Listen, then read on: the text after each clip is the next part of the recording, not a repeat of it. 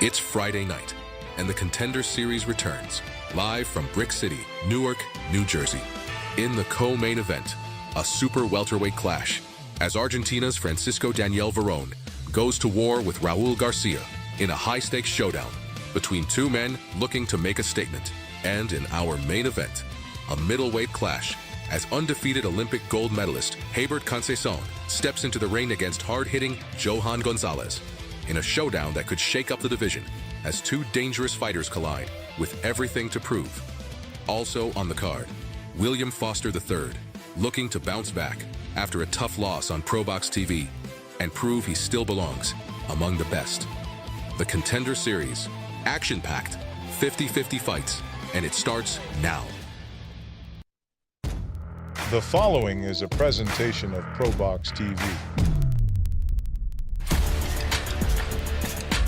The wait is over.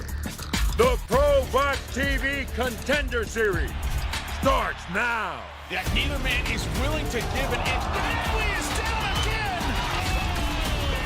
Right on the button. When you get on ProBox, you're going to have to fight the 50-50 fight. Absolute mayhem. That's the promise. That's the delivery.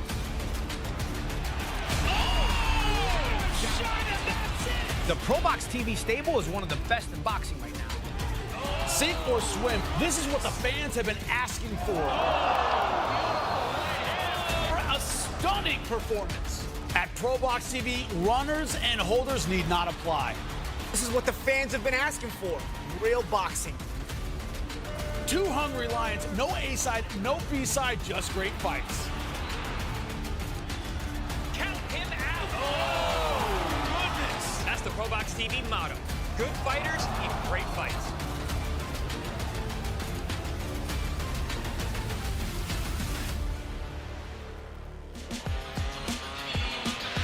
From the heart of Brick City, Newark, New Jersey, where grit meets ambition, the ProBox TV Contender Series kicks off 2 straight nights of high-stakes action. Tonight, rising prospects and proven veterans collide, all chasing their moment under the lights and their shot at something bigger. Let's take a look at the featured matchups for tonight's bout. First up, we have William Foster III taking on Josephat Ortiz in a 10-round super featherweight matchup. And in our co-main event of our Contender Series tonight, Francisco Daniel Veron takes on Raul Garcia. This one's scheduled for 10 in the super welterweight division. And in our main event tonight, scheduled for 10 rounds at super middleweight, Brazilian Olympian Hebert Conceicao takes on Johan Gonzalez. Hello, everyone, and welcome inside the Prudential Center. I'm Christina Poncher, happy to be with you tonight on ProBox TV, joined by former world champions Chris Algieri and Paulie Malignaggi. Thanks for joining us. And look, we have a stacked card on our Contender Series. You saw the main event on that last title card. Let's talk about it. Hebert Conceicao taking on Johan Gonzalez. We talked about Conceicao being a Brazilian Olympian, but he's taking on a guy with over 40 professional fights and tremendous knockout power. How much is that pro experience differential going to be a factor tonight? Yeah, not only is he an Olympian, he's a gold medalist. Yeah. He's in rarefied air, is Hebert Conceicao, which is why, even in his 11th pro fight, he can fight a guy like Johan Gonzalez, who is battle-tested in the pro ranks. He has a much better resume as a professional than Conceicao does. So he's going to see some things tonight that maybe he's never seen in a professional ring, because pros and amateurs are different. Winning a gold medal is very hard. Winning a world boxing professional title is also very hard. So Conceicao's learning that along the way. And in our co-main event, Paulie, Veron versus Garcia, both of these guys come in tonight with something to prove, especially for Foster, who's looking to get back in the win column in a fight that maybe on any other night could be a main event. Yeah, Foster looking to get back in the win column. He's our future star. No, Contender Series opener. Yeah, absolutely. So he's always a fun fighter. Veron. Fun fighter to watch. But Veron is but with Veron and Garcia, that's a really could be a show stealer tonight. Yeah. You know, Garcia coming off a big upset over Emiliano Moreno. He had a couple of subpar performances on ProBox. You know, he'd been okay. Obviously, he's a ProBox level fighter, so he can fight. But that performance against Emiliano Moreno put him to another level. It really raised his confidence. You saw a lot of craftiness that you hadn't seen before. But Veron is yet another puzzle that's difficult here. Veron, you got to keep in mind, was an Olympian, but started his career not as impressive as your average Olympian. But now he's got a lot of momentum. He's really really rolling. So the momentum behind Veron after a slow start to his career, the momentum behind Garcia after a couple of subpar performances, coming off of very good wins where they all looked very good, where they both look very good. This is a heated matchup at a good point in their careers. I love when the matchups happen at the right times because both guys are hungry, both guys have that savagery, and both guys can fight. And this fight is one of those. Yeah, so that's Veron versus Garcia in our co-main event, but the fight I was also alluding to with Foster the third. I mean, another fight, though. Really good fight. Him versus Joseph Ortiz. That's the first on our Contender series. What are you looking for in that matchup? Both of these guys always matched up. No easy touches. No, not at all. And this is one of those fights that as soon as I saw it listed, I talked to you and I was like, because we know Joseph and we know William III very well, William Foster III. These guys are both really good. And this is a really interesting, sneaky good matchup. The matchmakers here at ProBox don't play around, man. They do their homework. They look past the numbers and they make good matchups. This is one of those fights. And I think the people at home also know as well. You know, the secret's out of the bag. Look past the numbers every time, every week on ProBox TV, and most of the time you get your bang for your buck every time you tune in. And these fights, we're very confident they'll be worth it. Well, and that's what boxing should be about. Having a loss or two shouldn't make you shy away from big opportunities like this. And both of these guys have a big opportunity on our Contender series tonight. The first bout on our Rising Stars portion of the show features an undefeated fighter right here from Newark, New Jersey, who is 9-0 with 9 knockouts in Keith Colon, taking on Luis Morales. What are you looking for in that matchup? He's from Newark, New Jersey. He goes to Rutgers right around the corner. He's a student, he's an athlete, and he's a puncher. What's not like about this kid? Yeah, it's a fun, you know, and anytime you got the whole trifecta, quadricepta, whatever it's called, you got everything. He's very promotable, and he's got a good presence in the ring. Yeah, we're very much looking forward to it. Let's look at the tail of the tape on our first fight here on our Rising Stars portion of the telecast. So we talked about Keith Colon, 9-0 with 9 knockouts. He's just 23 years old against Morales, who is 30 years old. Again, a reach advantage for Colon. Look at that. 7-inch reach advantage that helps him with those 9 knockouts, that 100% knockout ratio. In the ring and ready to go are fighters, as well as our very dapper ring announcer, looking good tonight, Lupe Contreras. Take it away. Ladies and gentlemen, we welcome you to Prudential Center, Newark, New Jersey. It is another edition of ProBox TV being presented in association with Rising Star Promotions and being sponsored by Bet Online. The odds for tonight's bouts are being brought to you by Bet Online. Raptor Energy for real hard workers. Raptor, energía para dar más. White Sands Treatment Center, ranked by Newsweek magazine as one of America's top addiction treatment centers for 6 consecutive years. Our mission is to KO the drug and alcohol epidemic and boxing scene. Your most trusted source for boxing news. This contest, set for 8 rounds in the featherweight division. Este duelo, 8 vueltas, división peso pluma. Los jueces, the judges, Lynn Carter, Mark Consentino, and Paul Wallace. Presenting first, the fighter in the blue corner, wearing black, presentando la esquina azul, vestido de color negro.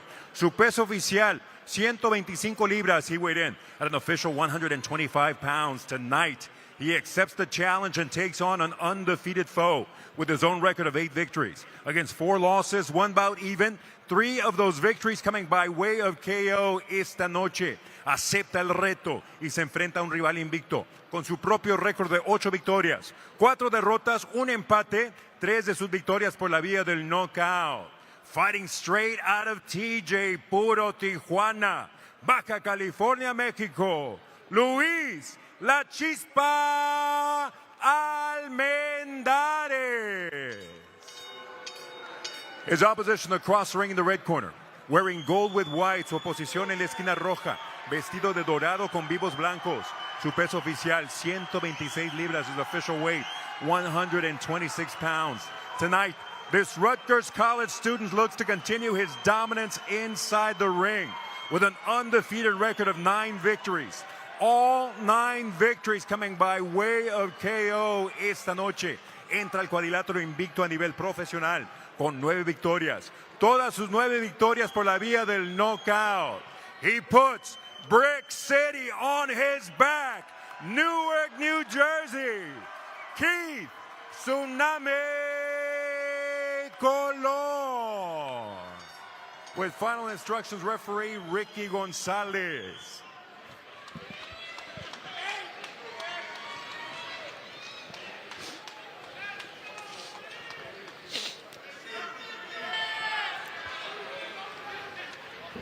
Ya te di las reglas en el camerino. Protéjase todo el tiempo y obedece las órdenes todo el tiempo.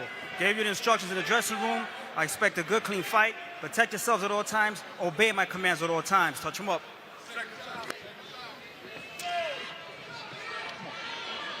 All right, Christina Poncher, Chris Algieri, and Paulie Malignaggi here with you for the first fight on the night. Keith Colon taking on Luis Morales. And we just want to point out, if you're looking at the ring and you're used to watching our ProBox TV series, you're getting a chance to see something that looks a little bit different. You know, unfortunately, during the undercard broadcast tonight, there was an electrical outage that took place on the lightning grid here at the Prudential Center. So we apologize for the lighting problems we're having here. We're going to do our best. The show must go on, right, guys? These guys still want to fight. They can see each other. That's the most important thing. So the shadows, kind of the lighting, not the typical ProBox TV look, but the show must go on. And we're going to do our best to bring you the best fights as we always do here on ProBox TV. Yeah, there's no issue with the fighters in the ring. There's no safety issue. They can see just fine. The lighting in the ring is fine. It's just not going to look as good on film. And just some shadows there on the mat. We're like Jordan Belfort in Wolf of Wall Street. The show goes on. The show goes on. We're not leaving. And those bright yellow glittery trunks and shoes of Colon will keep things lit up just fine as he pops out that lead jab with the left hand and the yellow gloves. Morales in the black trunks.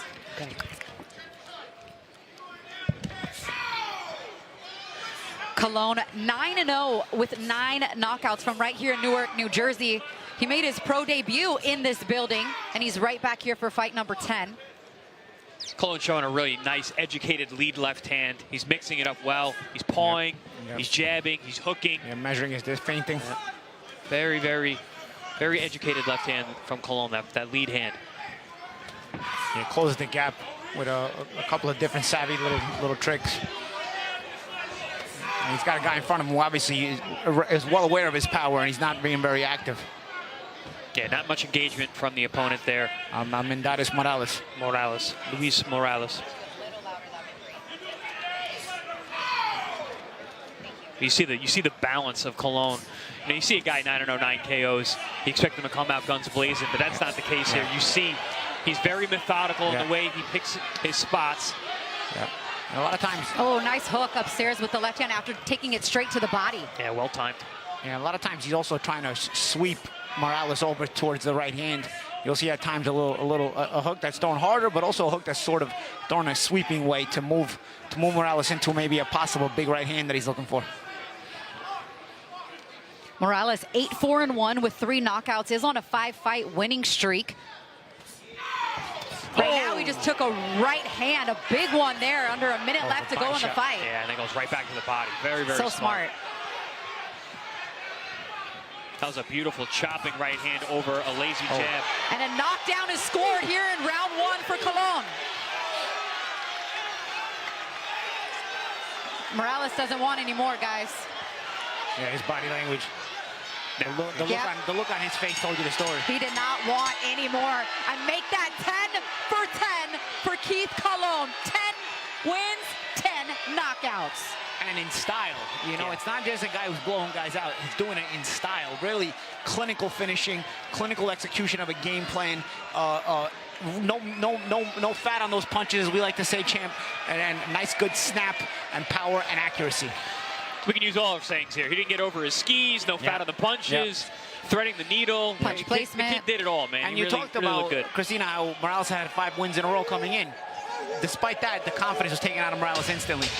And I think just how efficient he was with the shots, right, guys? Yeah. He placed those shots very perfectly. For a fighter, just 10 professional fights, you know, 23 years old, looking pretty sharp. Yeah, like I said, a lot of times with punchers, you expect them to come out guns blazing. That was not, that was cool, calm, collected. This is the kind of puncher, when you see a guy starting out his career with a lot of these knockouts, you start to wonder, oh, is he the real deal? Is he not? The accuracy and the sharpness of Colon shows you that even when he's got to go rounds, he's going to be okay. There's guys that you wonder about. They come out too fast. They roll guys over. They blow guys away. They come out so fast that you can't really tell what they would have if they had to go a few more rounds. But with Colon, you can see the way he approaches to the fight. Even if he's not getting a knockout, you can see this kid knows how to really throw well-executed, well-timed punches. It was clinical. Yeah. Clinical. I mean, he didn't waste anything today.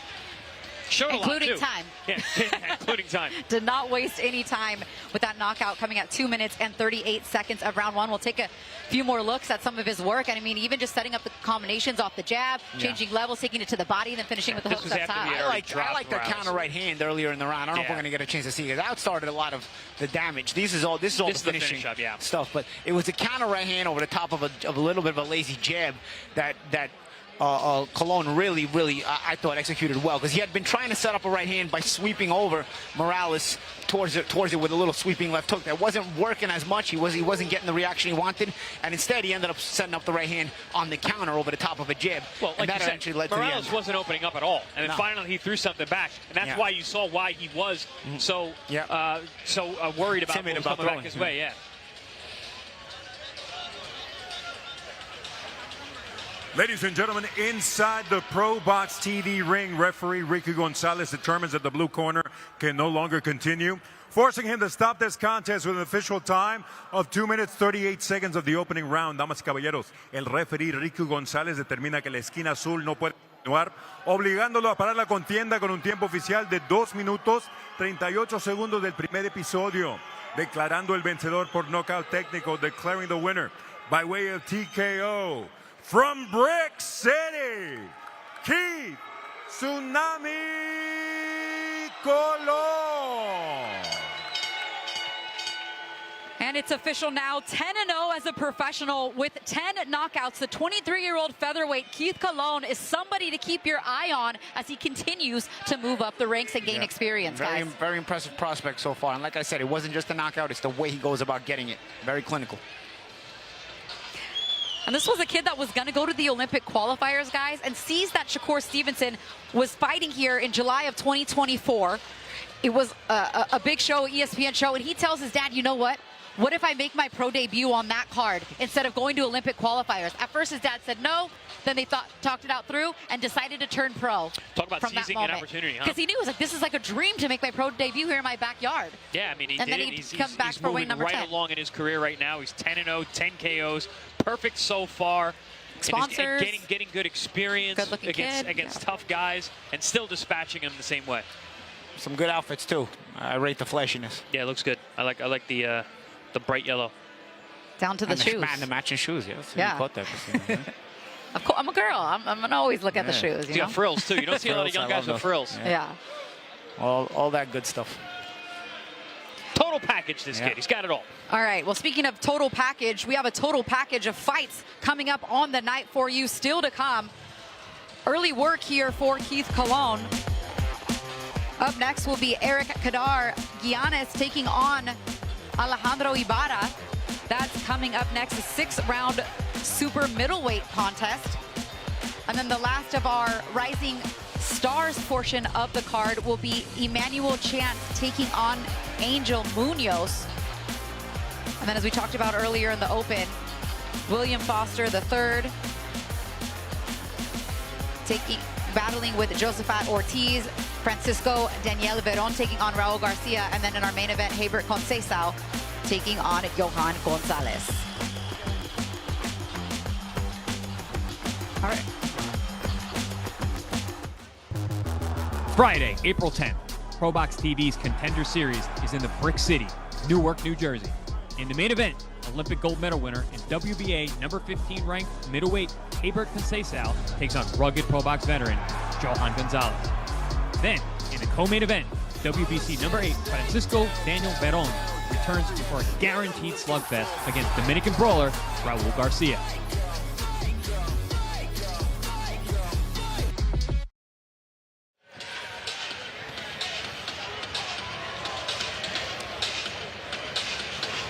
All right, as we get ready to walk our next fight on the night, I mean, hopefully these guys warmed up pretty quickly, right? We like to move the fights quickly here at ProBox, but with an early knockout, Eric Kadar Gainous taking on Alejandro Ibarra. Gainous is 8-0 with 5 knockouts. Ibarra 8-3-0 with 2 KOs. Gainous, although his BoxRec said Denver, Colorado, wants to be announced as from Detroit, Michigan. Okay, maybe he's training in Denver, and or maybe moved to Detroit. Who knows?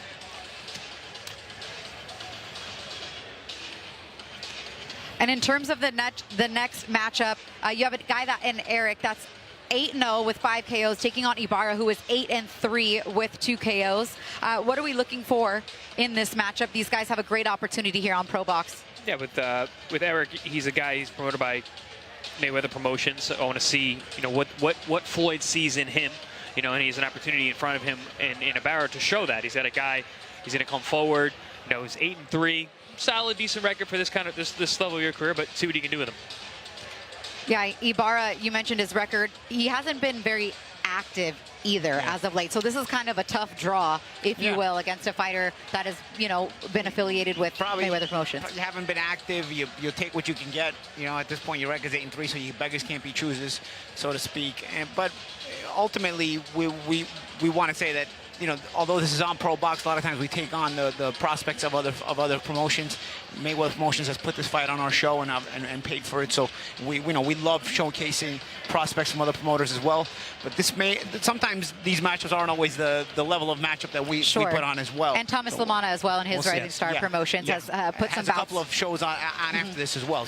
But nonetheless, a chance to see some possible future stars, a chance to see some, we are a boxing good channel. prospects. We are a boxing channel, so you're going to see prospects from other promotions on our air as well. I personally love that. Even when I was younger, I used to love showing up to the arena early and seeing the 4-round prospects. Oh, yeah. You know how many guys I got to see, fighting on the early part of the show against maybe no-name opponents who later on became world champions, and I could say, oh man, I got to see that guy when nobody knew him, in an empty arena, or when people were just getting to their seats, and nobody cared, but I cared, and ultimately some of these guys develop into something. So, that's the hope for, teams like Mayweather Promotions for a guy like Eric Gainous. Well, and in a venue that has some good boxing history here in Newark, New Jersey. You're fighting in a Prudential Center. This is a big arena. ProBox TV, the platform, the level of exposure that they've grown, over the last couple of years. This is an amazing opportunity for these guys. Fans that know what they're looking at. We see a lot of our friends educated fans around here, and they've been here all night. They came early. The ones that show up. Yeah, they showed up early. They love their boxing. Exactly. Matt Borgerson's one of them. Exactly. Matt Borgerson, our imaginary third chair. Now we got to face it to the now we know what he looks like. The super chat. These guys are getting ready to make their way to the ring now. We'll have the introductions momentarily, and then we have one more fight coming up on the Rising Stars portion of our telecast. Emmanuel Chance versus Angel Munoz. That will be coming up after this one. As we take a look at the tail of the tape for this next matchup, as the fighters are in the ring. Johan is born in Denver, Colorado. Both of these guys are. He is younger by 6 years. Both pretty tall super middleweights at 6'1" and identical in the reach. I think, for as long as Ibarra lasts, Eric here is looking to do something special tonight. Yeah. I mean, he wants to impress. When you're a prospect signed to a big name promoter, that's what you want to do. You don't just want to be the average prospect who just wins and expect to win. You want to impress and make people talk about you. It's why you get signed by companies like Mayweather Promotions. All right, Lupe Contreras is ready for the official introductions. The action here inside Prudential Center, and it is another edition of ProBox TV. Being sponsored by Bet Online. Tonight's odds are being brought to you by Bet Online. Raptor Energy for real hard workers. Raptor, energía para dar más. White Sands Treatment Center. Ranked by Newsweek magazine as one of America's top addiction treatment centers for 6 consecutive years. Our mission is to KO the drug and alcohol problem, as well as boxing scene. The most trusted source for boxing news. This contest, 6 rounds or less in the super middleweight division. Este duelo a una distancia de 6 vueltas, división peso super medio. Los jueces, the judges, Lynn Carter, Mark Constantino, and Ronald McNair.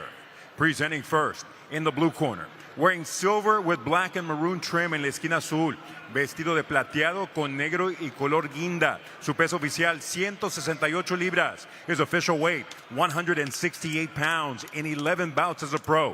He has 8 victories against 3 losses, 2 of those victories coming by way of knockout. En 11 combates a nivel profesional, mantiene un récord de 8 victorias, 3 derrotas, 2 de sus victorias por la vía del knockout.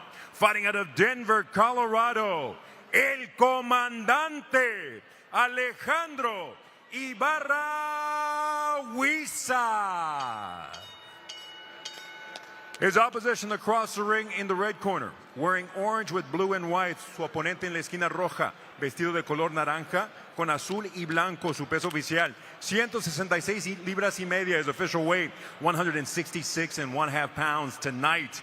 He enters the place where no O is safe, the Pro Box TV ring, and puts his undefeated 8-0 5 KO record on the line. Esta noche entra a la zona del peligro. El cuadrilátero de ProBox TV pone en juego su récord invicto de 8 victorias, 5 de sus victorias por la vía del knockout.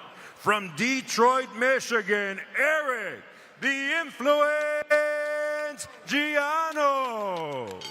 Our referee once again, Ricky Gonzalez. Gentlemen, you receive instructions in the dressing room. I expect a good, clean fight. Protect yourselves at all times. Obey my commands at all times. Touch them up.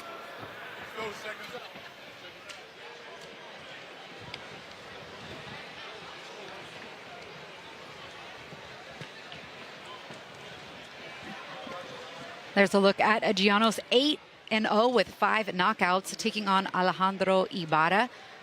Gianos in the blue and red long trunks. Ibarra in the silver trunks with the burgundy trim.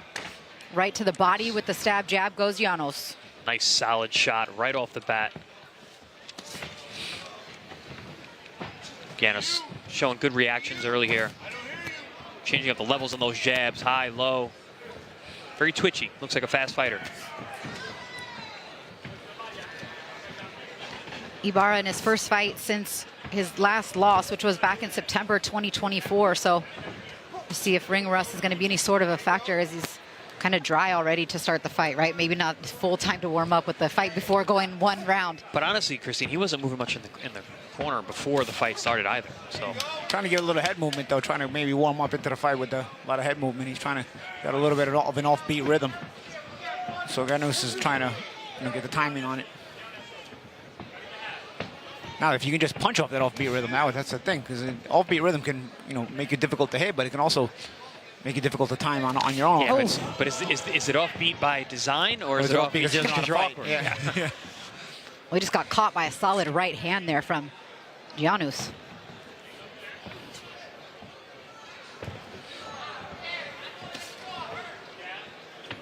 A nice body shot there by Gainous. A couple times I've seen that now, the right hand below the elbow.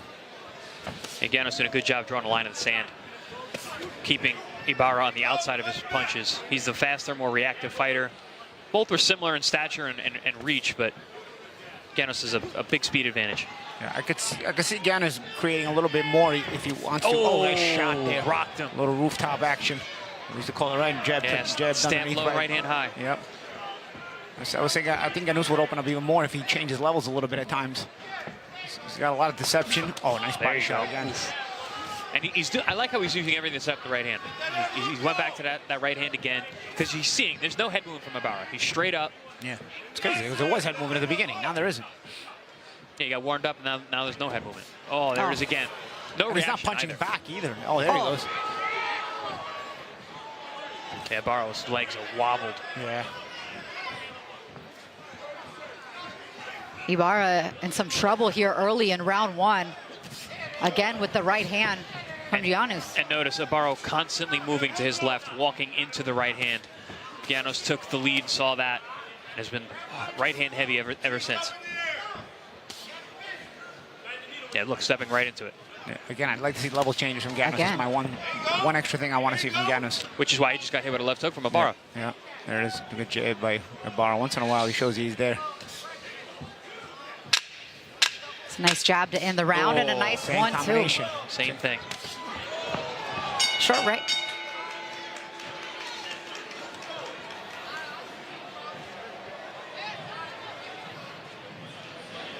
Got a little cut there. Work on it. All right? Start to with your hands, man. You're left hook around the elbow. You gotta get your hand back. Get your hand, and you got to punch it. Are you okay? Get your arm. Get your arm twice. Okay. I know you took those right. I took those right.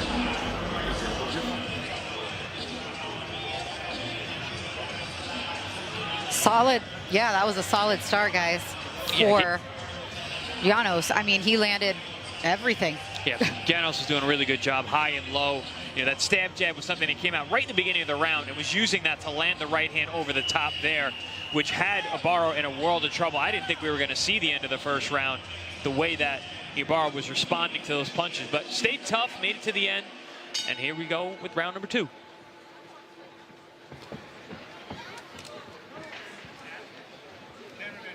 Christina Poncher, Chris Algieri, and Pali Malignaggi with you. The second fight on our fight card. This one, Rising Stars portion, as that lead left hand has set up the right hand. As at that time, Ibarra did a little cross block. A little cross block. I was going to call it that too. At least he's reacting to the right hands now. In the first round, there was zero reaction. Oh, what an uppercut right there. Stuns Ibarra. Somehow he's still on his feet. Oh, another chopping right hand. Oh, and a cut. Cutting him right between the eyes, it looks like. Leg's still unsteady here. How is he still standing? Yeah, he is taking some heavy, heavy shots. Oh! Again with the counter right hand. Yeah, a little pull counter there from Gainous. Oh, Big, he's heavy shots. putting in work right now. The referee's taking a good look as Ibarra looks to hold and walk him back to the center. Yeah, this is a matter of time at this point. Gainous just can't get out of the way of the power shots, whether it's the right hand or the right uppercut. Left hooks are coming in. There's another chopping right. Ibarra eats another right hand. He takes them cleanly, too. That's the problem. Yeah. He's not reacting. He's not reacting. He gets hit with the stab jab. His left hand goes down, and he gets hit with the right hand. Same there it thing is again. over and over. Over and over again.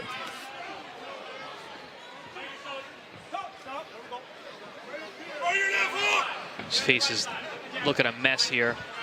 Looks like there's a cut between the eye and then one over the left eye from, I'm sure, those overhand rights. Oh, there's another one. Gainous may be smart to go down to the body here. You got a guy who's taking the shots upstairs. There it is, left hook to the liver, good shot. Right on cue, then right back up top with that overhand right, and that's put other opponents out. Knocked an opponent out cold with that same shot. But here, Ibarra, I mean, although he's taken pretty much everything, he's still on his feet. Never went down. And he's has 3 losses. 2 of them have been by knockout. So he has been stopped twice, but he's showing some chin here as he's taking everything upstairs and downstairs. Does this become a criticism of Gainous for not getting him out of here when he's got him on the verge? Maybe sit down on the shots a little bit. It's still early. It's only, you know, the second round here, and he is staying nice and composed. At a certain point, even maybe the corner will look at this and maybe stop the fight right for Ibarra, because again, these clean shots are no good, and he's cut now, you know. Yeah, the ref's not doing Ibarra any favors, but I don't think it's not wild that it's still happening. It's still going on. He's still punching back, so the referee doesn't have a necessity to stop it. But the corner, this is one of those situations where you want the corner to have a look at their guy.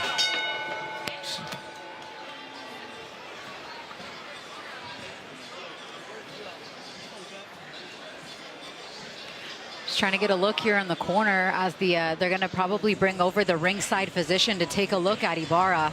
They indeed are. Yeah, see what we can see going on here. A lot of eyes in the corner of Ibarra right now. You've got officials, you've got the doctor, the referee. Ringside doctor with Louboutins. Is it hard to walk around the ring with Louboutins? I've never been in the ring with Louboutins, but with high heels, that is. But as long as she doesn't pierce the canvas, we're good. Here's a replay of some of the action champ. Oh, that uppercut was wicked. That was the best punch of the fight so far. And it was blind, too. He didn't see it at all, you know? Yeah, it's one thing. When you hit with 7 right hands over the top, and then the guy throws an uppercut, and that one lands you don't too. expect it's it. like, okay. And it shocks you, you know? So they're going to let him continue on here. They were really just checking the cuts, it seemed like. They weren't really checking as how much damage he had taken otherwise. Which has been a lot. Yeah. Been rocked several times. And kind of also, correct me if I'm wrong, but because of all that going on in the corner, I didn't get to hear much instruction that they were actually giving their charge on what he needs to do here coming out. Not that the instruction, he would be able to pull it off at this point. He's several levels below Gainous, and that's why this fight should be stopped soon. He's off balance there. That wasn't.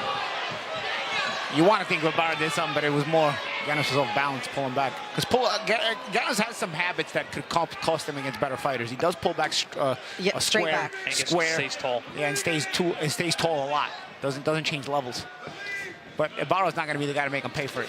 Yeah, and sometimes he doesn't get that right hand back home quick enough either when he loops it around. He gets caught for a counter right there, even just with like a little jab from Ibarra with the left hand.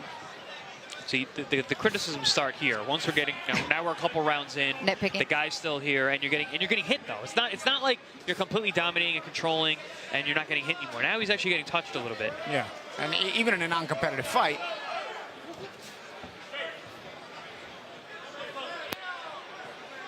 And it's not like he's being hit with stuff that's setting him up. It's not being, it's careless stuff.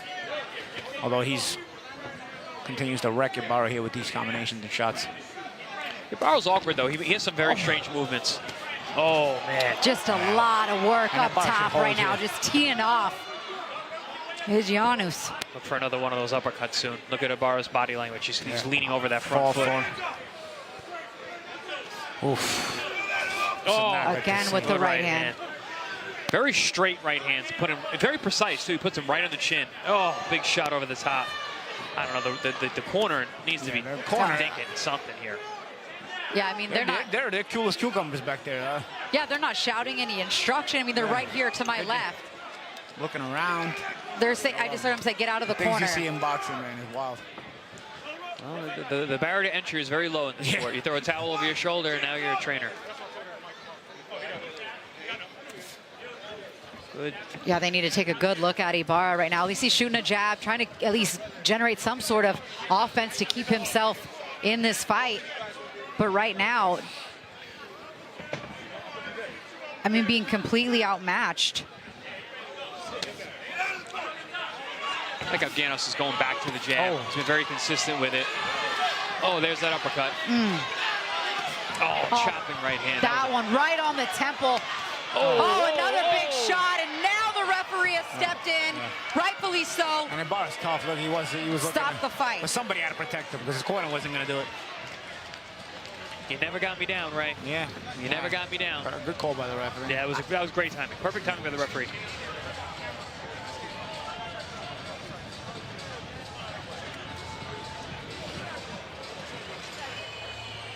What a performance from Eric Kadar.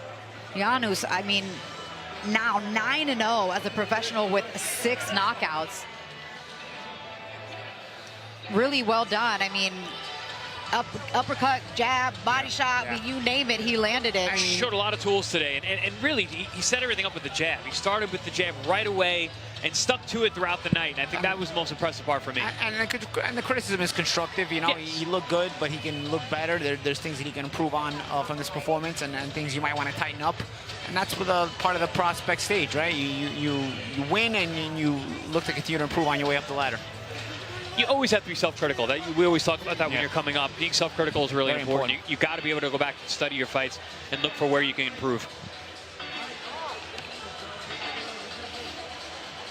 All right, before we get to the official decision, I mean, a couple looks at some of the work there. Pretty much a one-sided fight. But a good adjustment here to get the finish was throwing combinations. Instead of pot-shotting and landing one big shot, he let his hands go in combination, and that was what the referee saw was time to step in. And I thought that was actually a perfect moment to step in and stop the fight. There was no reason to see him take any more damage.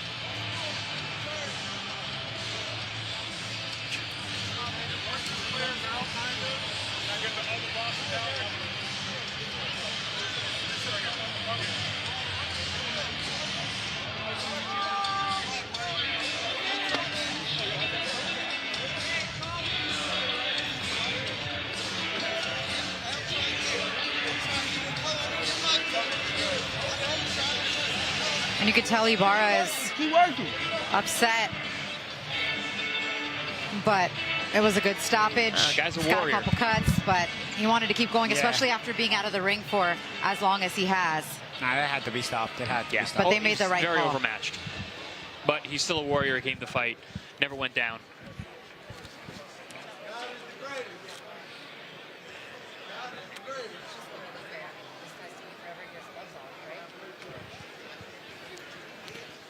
Is Lupe in the ring? Hey, Lupe's ready, but I think they're waiting for Ibarra to get his gloves off and join the referee in the center of the ring.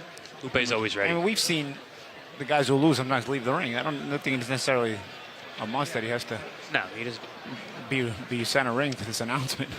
How many times have we seen the guy who loses just leave the ring? Or how about just leave the glove on? I mean, yeah.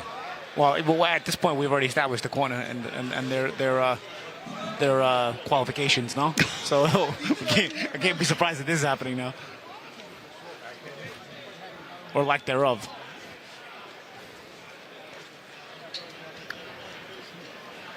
I mean, it's also got to be the inspector's job too to be like, buddy, get in the center ring and announce his decision and get out of here. You know, the inspector also has to do his job there. A comedy of errors is what they call that. But like I said, I've never seen it be so important that the loser has to be a center ring. How many times have we seen a loser just leave the ring? Ladies and gentlemen, inside the ProBox TV ring, a series of unanswered blows forces referee Ricky Gonzalez to halt this contest with an official time of 2 minutes 48 seconds. Number 3. Damas y caballeros, dentro del cuadrilátero de ProBox TV, una serie de golpes sin respuesta obliga al referee Ricky Gonzalez a parar la contienda con un tiempo oficial de 2 minutos 48 segundos del tercer episodio, declarando el vencedor por knockout técnico, declaring the winner by way of technical knockout, still undefeated as a pro, the Influence, Eric Gainous. And now it's official. Congratulations. I mean, spectacular performance. Wasn't, you know, the hardest fight I'm sure that he's ever had, but nonetheless got in here, got the job done, and stays in the win column. Improves his record now to 9-0 as a pro with 6 KOs. He said it himself right afterwards, easy work.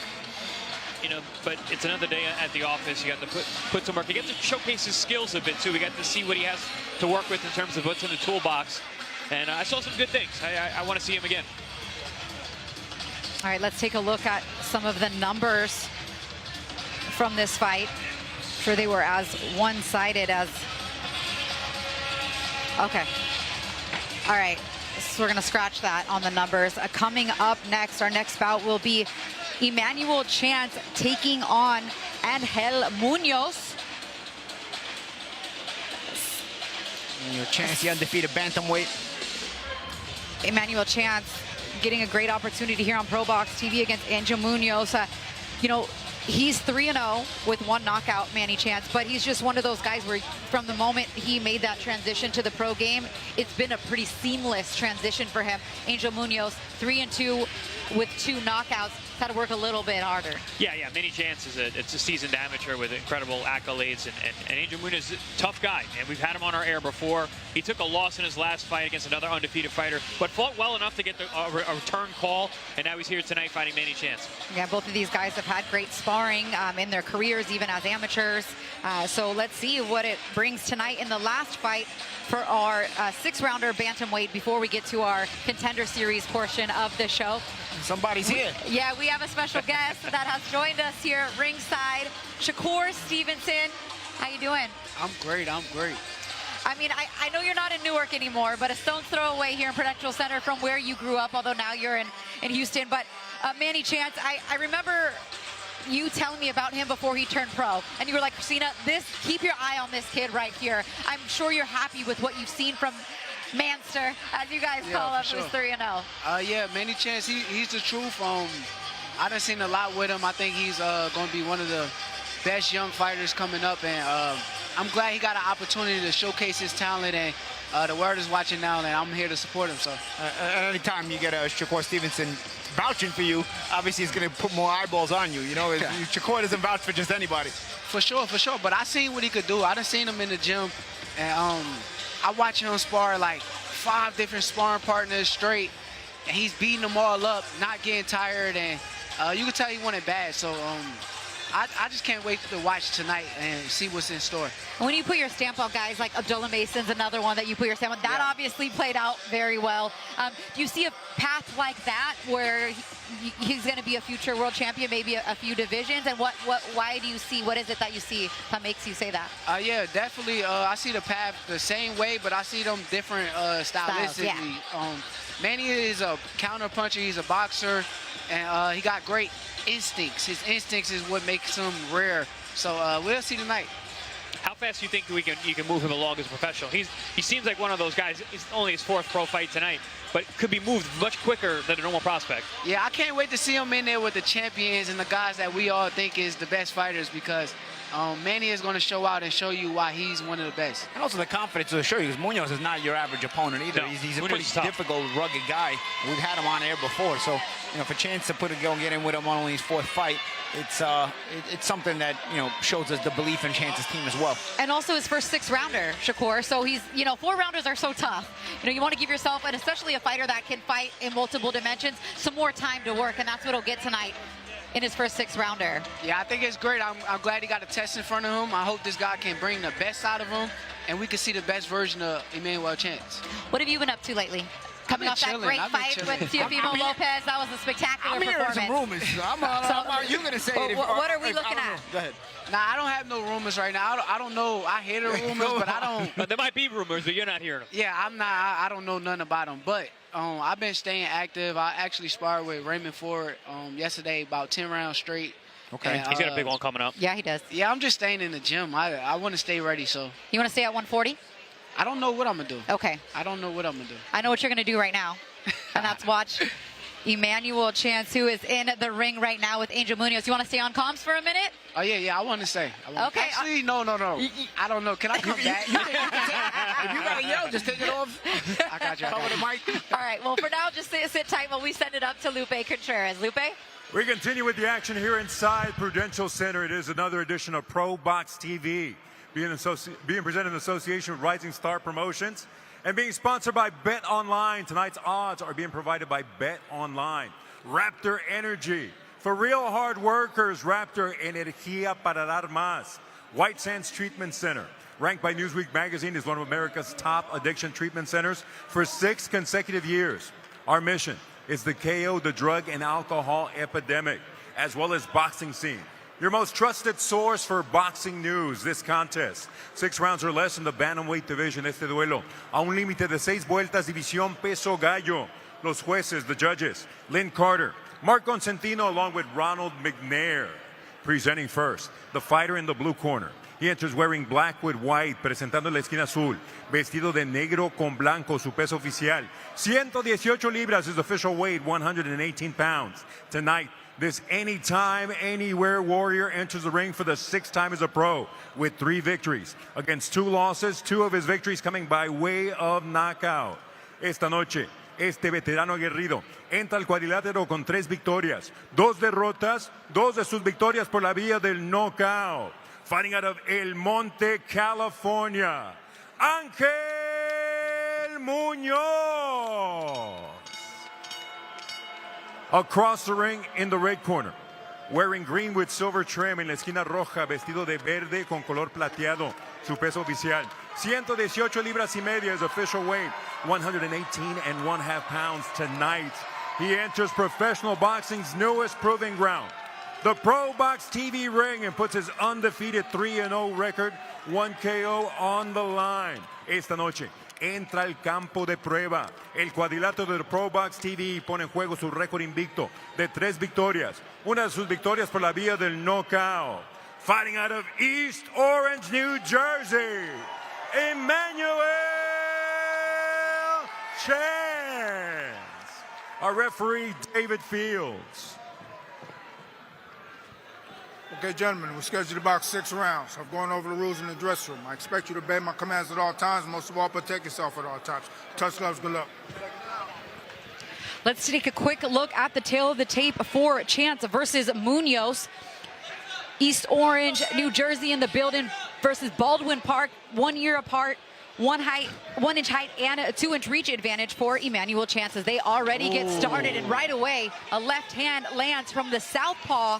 These guys already step on each other's lead foot too. Yes, you got an orthodox fighter in Munoz with the black trunks. That battle for that lead foot position between that orthodox and southpaw fighter. Shakur, you said he was a counterpuncher, but he came out with some real vigor right here in the first round. Changing levels, big overhand left, lands. Yeah, I'm looking to see him relax a little bit and box a little bit and pick his shots. He's starting with a good jab, so I want him to keep that up. I like that level changes too. Yeah. Chance fighting in the Prudential Center. In fact, in Newark for the first time as a professional. So this is a big deal. You heard the crowd noise here. He's finally can have his mom, his family, his friends out here to watch him. Doing a great job controlling distance here, changing levels, using that stiff jab, stick jab, high jab, low jab. Really showing a lot of looks here early on. Yep. Joined on commentary by Shakur Stevenson.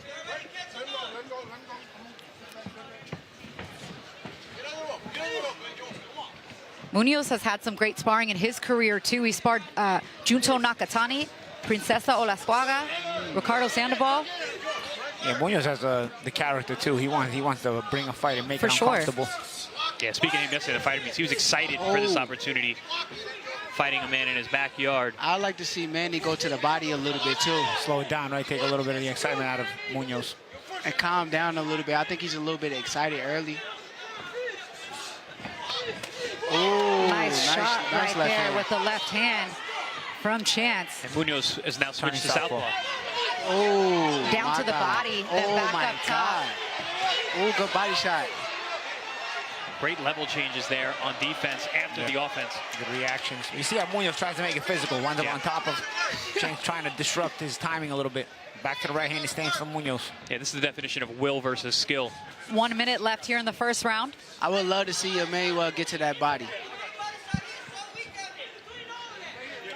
You think maybe he's not doing it because he's worried about a head clash, Shakur? I think he's excited early. He's very excited. Well, once he calmed down and started looking for the shots, it'll start working a lot more. But maybe he looks sharp. The first 6 rounds may benefit him because you gotta kind of marinate a guy like Munoz. Yep, there's a body shot.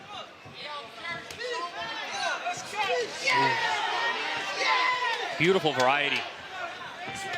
Nice hook and step over to the right with that lead hand from Chance. See Munoz trying not to break position though. Chance beating him to the punch. He's sharper of the two, but you see Munoz also doesn't break position, so he tries to apply that mental pressure. Yeah, and it looked like he got a good chin. Yeah. Yeah, Munoz fought his last fight on ProBox TV. Very, very tough. Went 6 rounds, an undefeated fighter. Was pushing and trying all night long.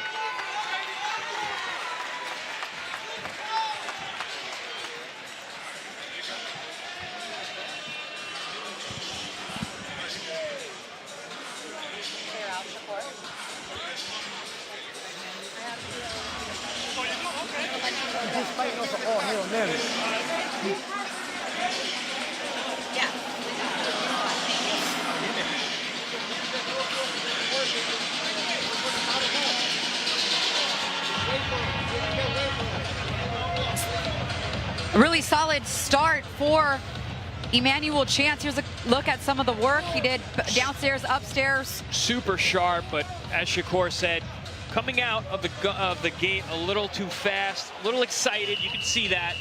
But once he settled in with setting up those punches, highs and lows, mixing things up, using his eyes and his skills, you saw the level that he brings to the table. We also saw Munoz, Paulie, switch southpaw for a second as well. So we'll see, he comes out in the orthodox stance here to start round 2. Didn't do much with it though. Really just switched southpaw and then got hit with some hard jabs and went back to orthodox.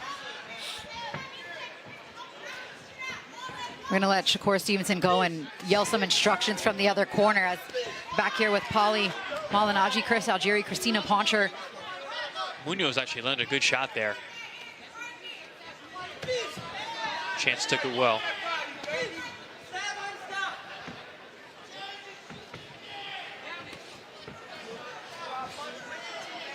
Munoz looking to get in some sort of a rhythm here, just kind of pawing out with that lead jab, and then gets caught with a big left hand from Emmanuel Chance.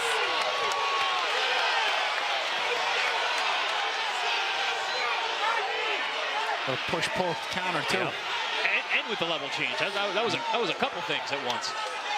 Munoz up quickly, but right back to it comes Chance. Chance does such a good job bending those knees, getting low and exploding out of that position just like that. Oh, big shots here. Munoz content to try to fight his way out of this. Yeah, Munoz was punching his gloves together when he got up. He was like, let's fight. No, he's very much in this fight, and he wants to get it back. Oh, nice uppercut. Shot there by Manny. And again with the flush right hand comes Chance. Big left hand put him down. Big right hand clipped him there. That'll calm him down a little bit. You see Munoz now with those eyes open. He's a little bit more weary of what might be coming back from Chance. Yeah, I was just going to say, he doesn't know where these punches are coming from. That's the variety of Chance, you know, throwing up and under, around, left hands, right hands. He's looking really, really sharp here.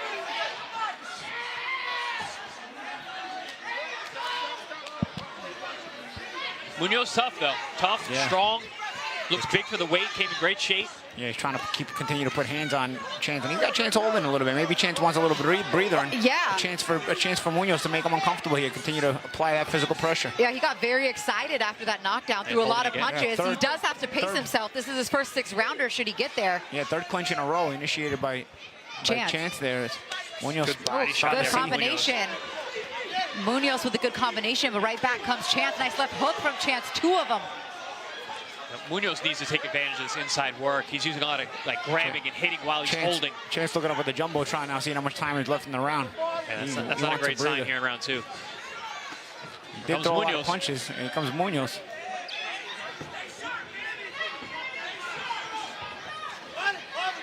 And that's one thing, when you get real excited in a fight, sometimes good shots by Munoz, though. Nice uppercut, just missed by Munoz. Munoz has gotten a lot of confidence in the last 30, 40 seconds.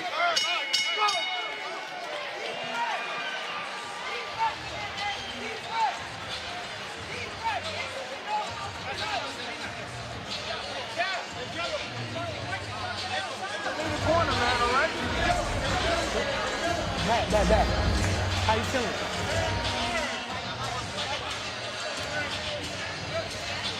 And doctor checking on Munoz. I think that was a little premature. And Munoz actually having a good comeback at the end of that round.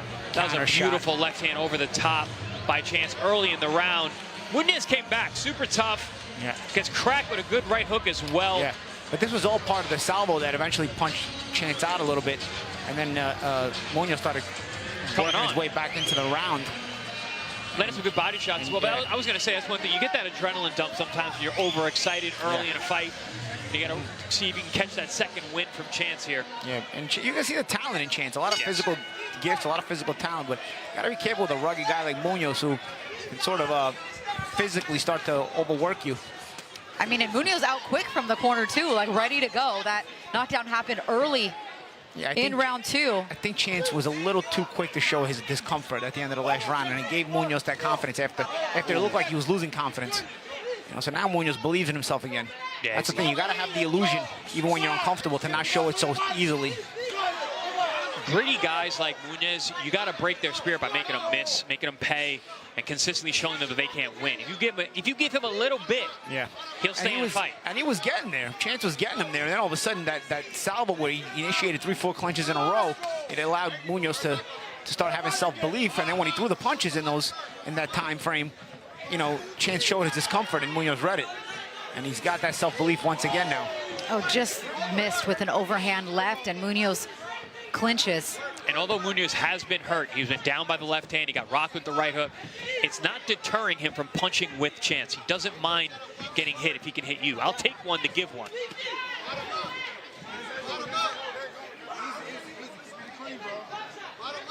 Like you said, Chance, skill versus will fight here. The will trying to break the skill here. Munoz trying to force Chance to create those clinches again. You see Chance give a look up at the jumbotron again. Shakur Stevenson telling him to take a deep breath, get back to boxing. I think that's good here instruction. ringside. You know, when you keep it a skill fight, Munoz is the kind of guy you don't want to fight with him. You want to keep turning into a skill fight, because Munoz will fight you all night. That's what he wants. Oh, nice shot there by Munoz. Down to the body. Shot. Good body shot by Munoz. And this is actually a good round for Munoz. You know, he's having a great round. And again, Chance making it too obvious. He's how clear that was in his reaching out to clinch. He's got to be a bit more subtle when he's uncomfortable. Yeah, he's breathing very hard too. One of those body shots could have got through, but also I think just the pace from the beginning. A lot of punches in the beginning of the fight. And again, remember, it's his first 6-rounder, so he's not even fighting at home for the first time. He's not even halfway through this thing. Yeah, he's going to have to settle down and look to find that second wind. But the problem is, you got a guy like Munoz. Now he's turned on. He's switched on. Yeah. you got to settle down while not losing control of the fight. Even it's a nice right hand got through for Munoz down to the body. Munoz having some good success here in round 3. Munoz, I mean, he's 3-2 with 2 KOs, but you can tell he's got some heavy hands. Yeah, I mean, we said it before. I mean, we hate to fight. He's not your. Oh, the takedown. And then that was an awkward kind of landing there for Manny Chance. Kind of rolled on his head. He's the one who initiated it. Yeah. He speared him. WrestleMania's next weekend, Manny, okay? Oh, big and then he got caught. This is a, for sure, best round of the fight for Munoz. Doing well from the southpaw position, too. Landing good, straight, long left hands. Is there something Chance didn't expect, maybe, from Munoz to come in as a southpaw like this?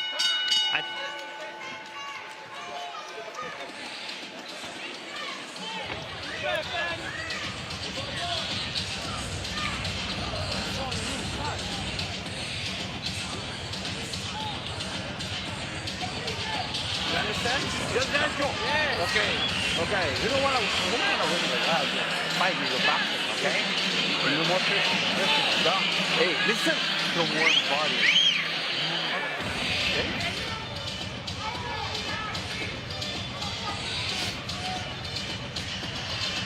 So probably, what, 2 rounds to 1 for Emmanuel Chance, but Munoz, you know, bust the knockdown, that 10-8 round in round 2, but Munoz building back some momentum, having his best round of the fight. Let's listen in, hold up.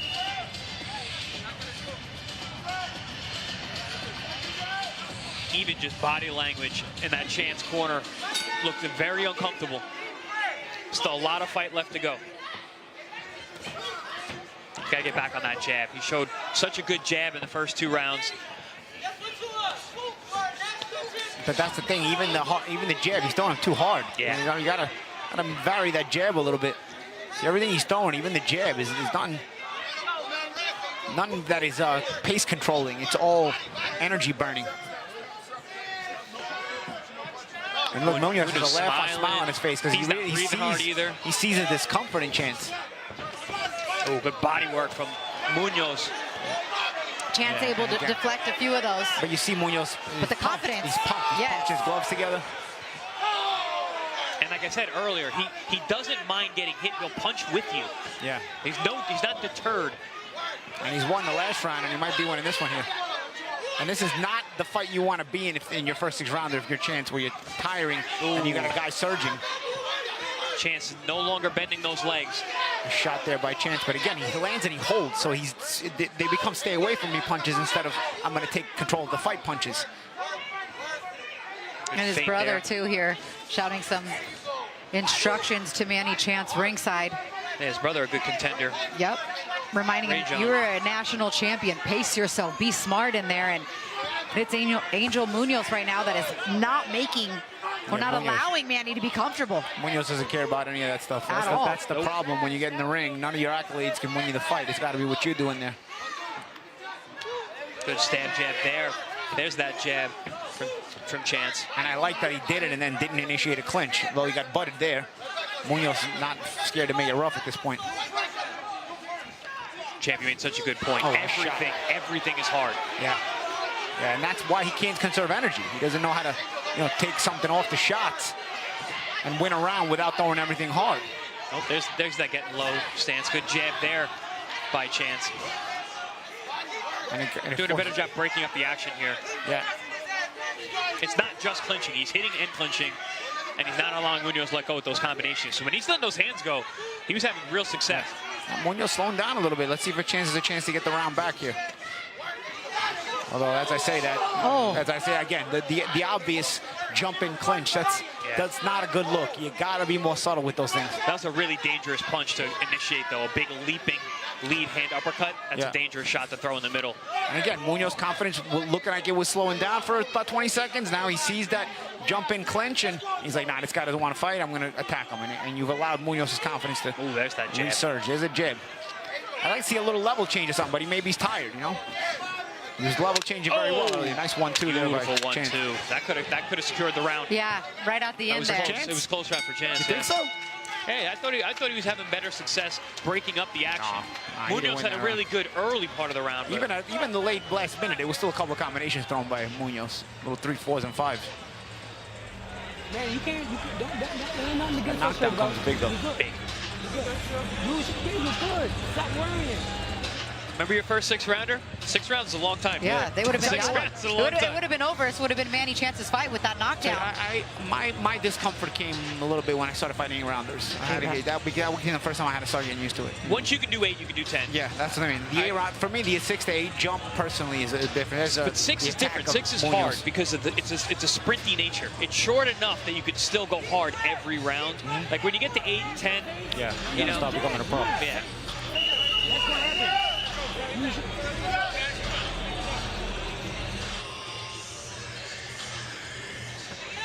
Yeah, the body language of Chance. After this fight, he's got to learn that you can't let your opponent see any discomfort. Got to be a little bit more illusionary. Yeah. The first time in the young career of the 19-year-old Emmanuel Chance, he sees a round 5. You see Munoz's quality. Those use little hand feints to set that combination up. Munoz has been a full 6 rounds. His last fight, he lost a 6-round unanimous decision back in November. So he's been 4 twice and has been 6 once. We told you from the outset, this is not an easy fight for Chance. Even with all his accolades in his 4th professional fight, Munoz can fight. And he came in shape. Yeah, and again, cutting angles. Good head movement there from Chance. All of that missed. A huge disparity in the power punches landed, though, in favor of Munoz. Do you see that? He's looking at the clock. It's a 2:15 still left in the round. He's already looking at where the clock is at. And he's not punching back. It's one thing if you have good defense. You got to start punching back. You see Munoz just growing each and every round. I tell you, if Chance doesn't win this round, I'm going to have him dip behind in the scorecards. And he's bleeding from his mouth now as well. Yeah, because on your scorecard you gave I gave Munoz the last 2 rounds, round. right? Yeah, the last 2 so rounds, you got a 2-2 with the extra point. Knockdown for Chance. Nice, Nice exchange of body shots. Good exchange there. I mean, Chance throws 1 for every chance. Every Munoz is 4-5. That's the problem. Oh! Looking to load up on that left. They both threw those shots. They both threw those with bad intentions. But that's the thing, like, why you're tired? Why are you looking for one-hitter quitters? You know what I mean? Like, there's different ways to budget your energy. Pop the head up of Munoz there on the inside with that lead uppercut. But then here comes Munoz with the rough tactics on the inside. Yeah, little dig to the body. I think that's actually been a big weapon for Munoz on the sneak. Yeah. A lot of those inside punches to the body, I think, were bothering Chance early on.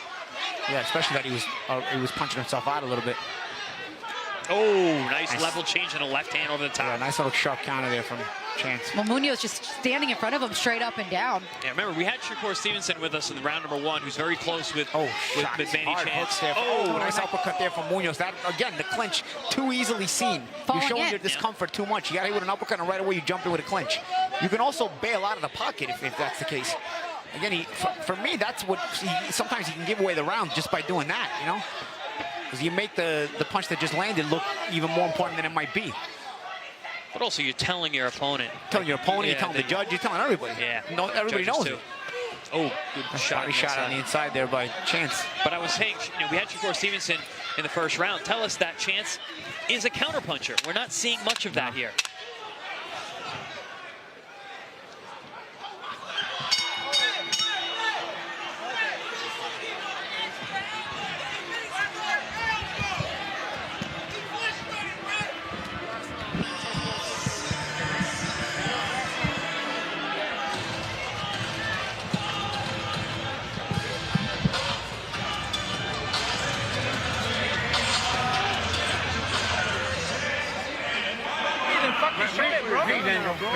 Hey.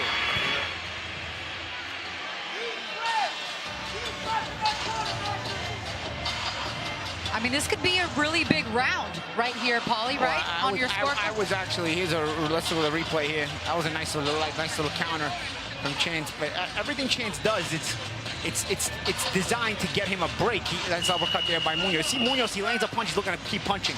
Chance lands, he's looking to make an excuse to hold, you know? So he's looking for a break every time anything he lands. So the mentality is different from both sides.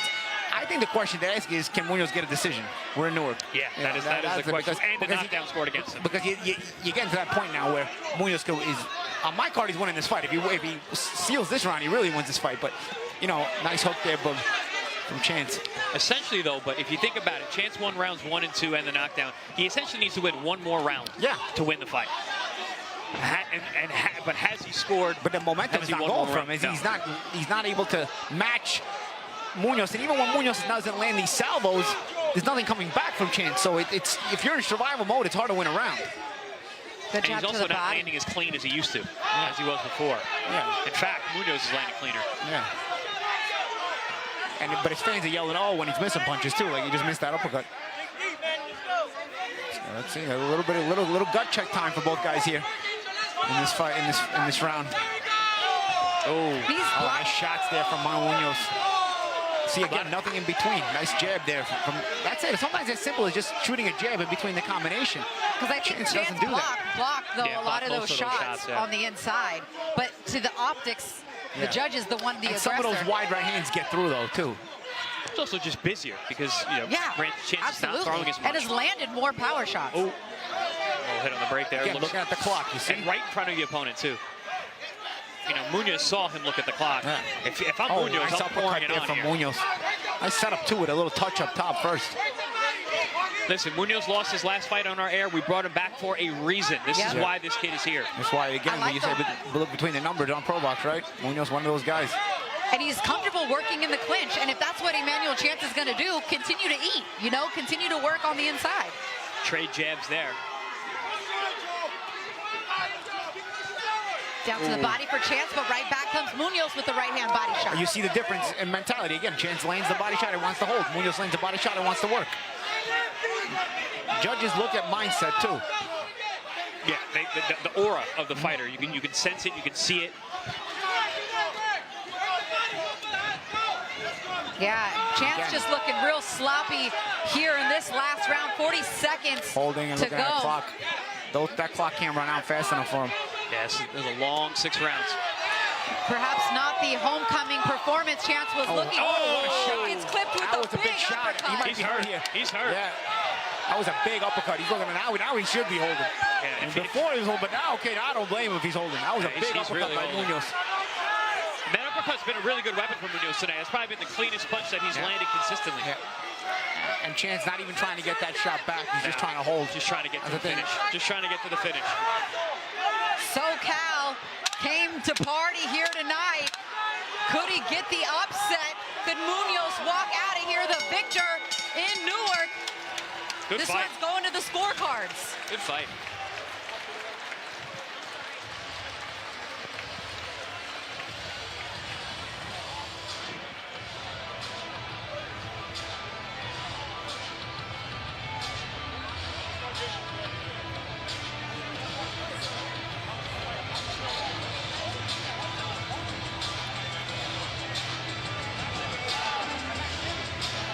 As the judges tally up these scorecards, we'll take a look at some of the highlights.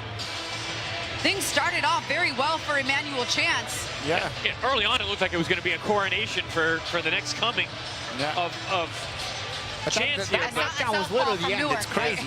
That knockdown was literally the end. It was crazy. Like, he got that knockdown, and then the momentum just started changing right after that, not long after that. Yeah, he even showed at the end of the second round. He started the holding started at the end of the second round. And never stopped. And never stopped.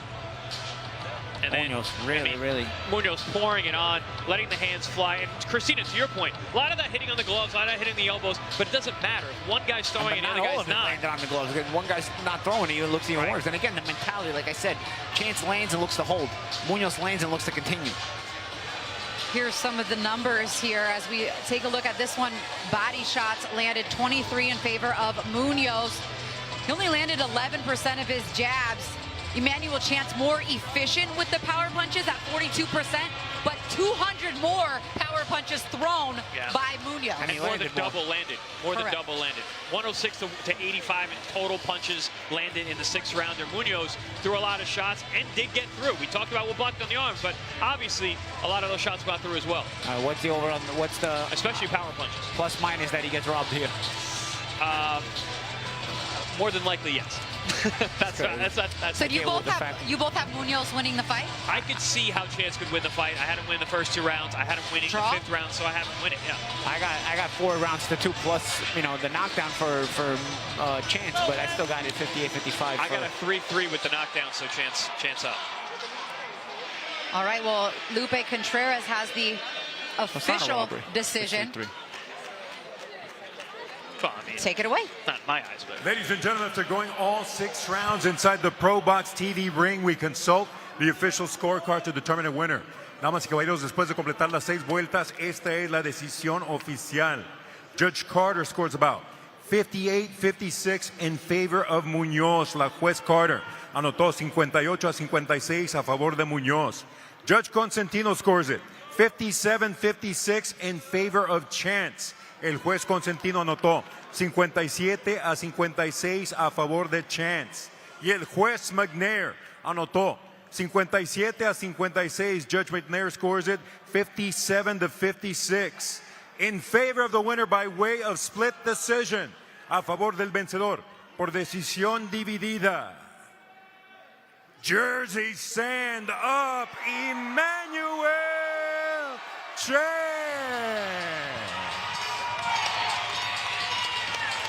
We got it. Emmanuel Chance, your winner tonight by split decision, winning 57-56 on 2 of the judges' scorecards. So definitely needed that knockdown to pull the fight out. That would have been a draw. Without that knockdown, it would have been a draw. Correct. Yeah, that's why I had 3-3 plus the knockdown. That's why I had Chance winning. I don't know. I couldn't give him the fight. He was looking at the clock from end of round 2 on. You know what and they wouldn't say stop about looking a at the split clock. decision in your opponent's backyard, too. Yeah. Well, yeah. But also, he started so good. He came out so fast. Yeah, the knockdown was huge. Congratulations to Emmanuel Chance.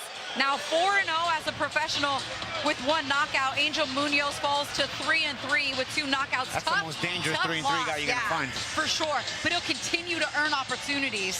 On ProBox. With ProBox, for sure. Those are the kind of fighters that but you the want. guys like that get avoided, though, by managers and their prospects. Well, we'll bring him back. He's got a home here. Yeah. That is a rough 3-3. Yeah.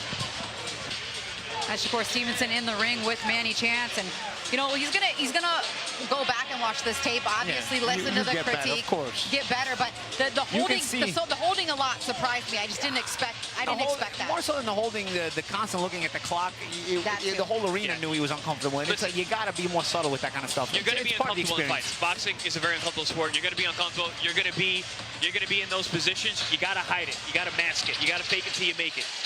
All right, well, we are joined by a new face from ProBox TV. Razor Ramon. Recently signed Ramon Ordóñez. Thank you so much for joining us. Of course, thank you for having me. Absolutely, absolutely. So the world learned yesterday that you signed a contract with ProBox TV and to begin your pro career, now getting ready to make your pro debut real soon. What was it about ProBox that made this promotion the best fit for you? Yeah, so like you said, the world noticed, you know, the world got informed that I signed with ProBox to start off, you know, my pro career. And what made me sign with them, I had plenty of reasons, but, you know, one of the main ones that stood out was the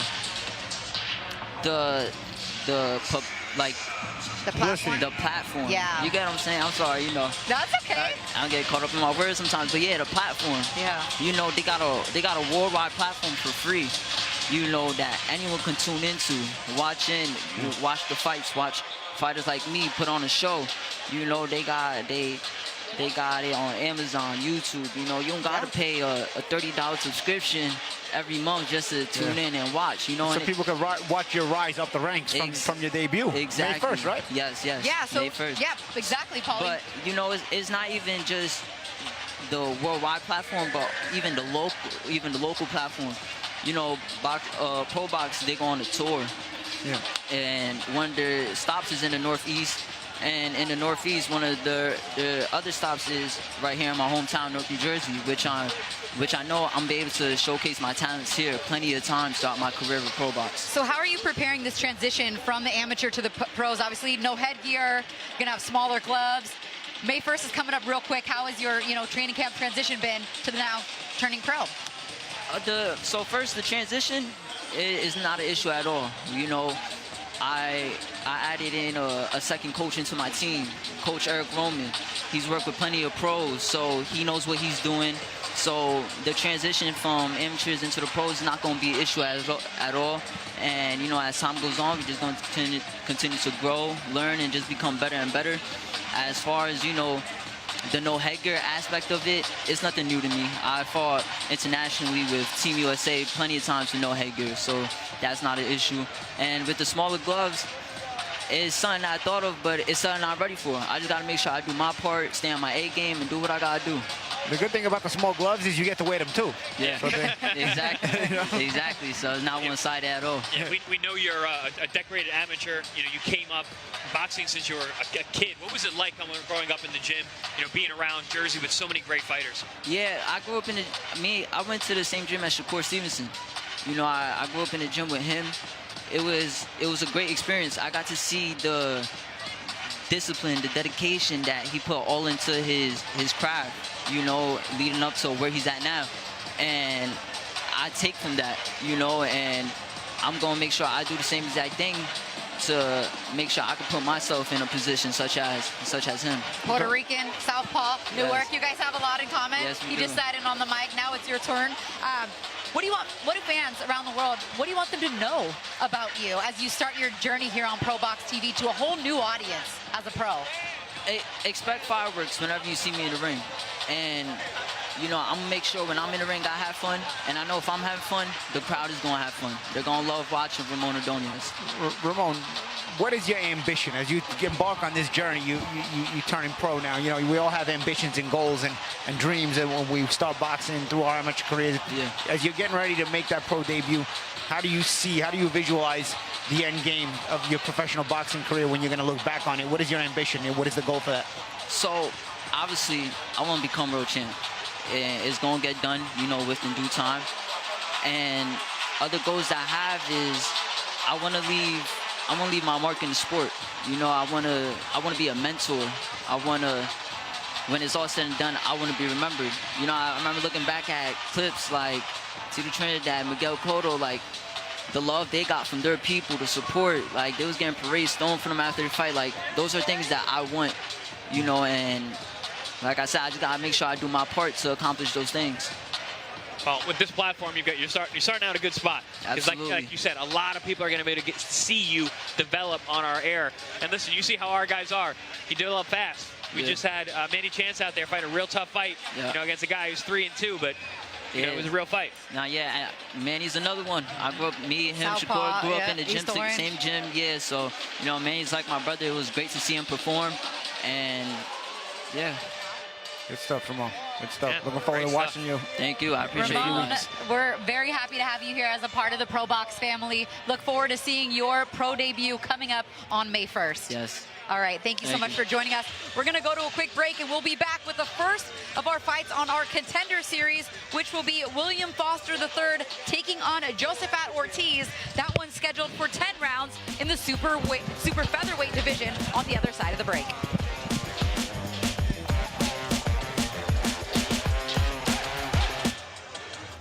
Saturday, April 11th, ProBox TV's Contender Series is on the boardwalk in Atlantic City.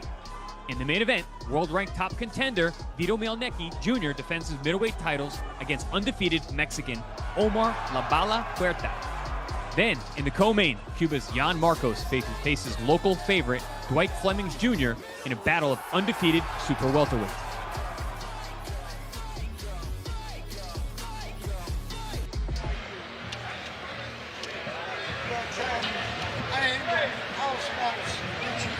All right, next up we have William Foster III taking on Josephat Ortiz.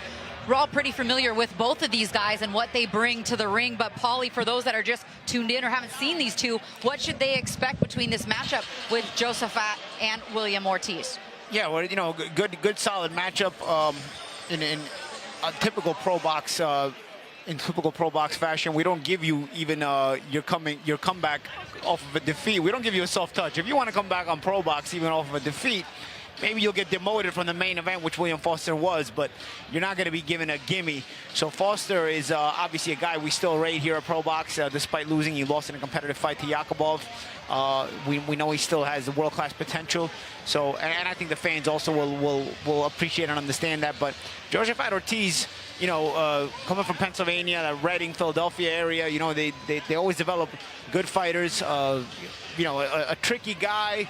No gimme for Foster. Obviously, you're going to favor Foster, but Ortiz is going to be upset-minded. And with a 13-3 record, he obviously has that self-belief. As you're getting a look at Josephat Ortiz, and there is William Foster III.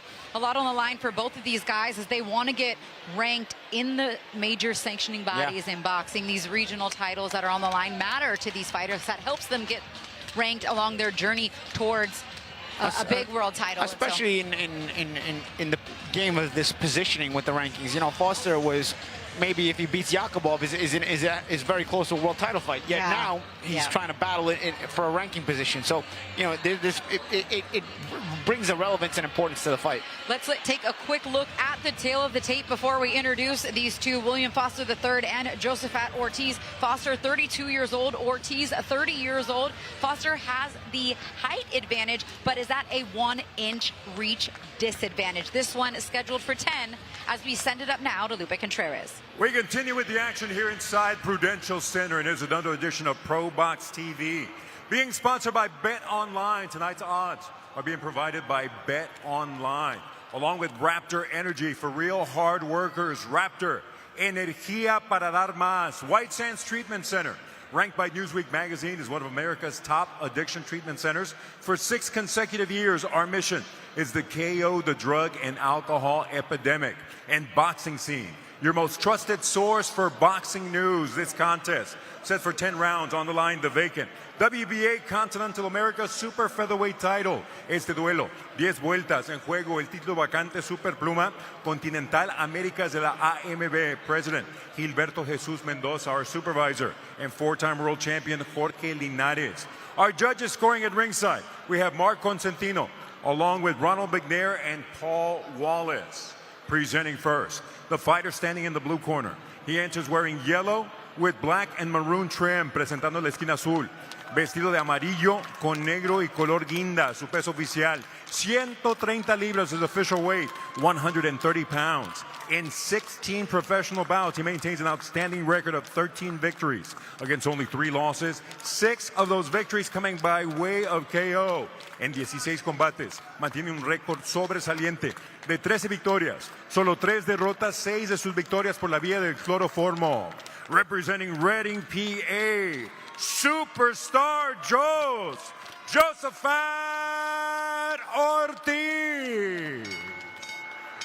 His opposition in the red corner, wearing green with black trim, presentando la esquina roja, vestido de verde con vivos negros. Detuvo la báscula a un peso idéntico de 130 libras. He tipped the scales at an identical 130 pounds. Tonight, he enters the ring in his 23rd professional bout with a record of 19 victories against only 3 losses, 11 of those victories coming by way of KO.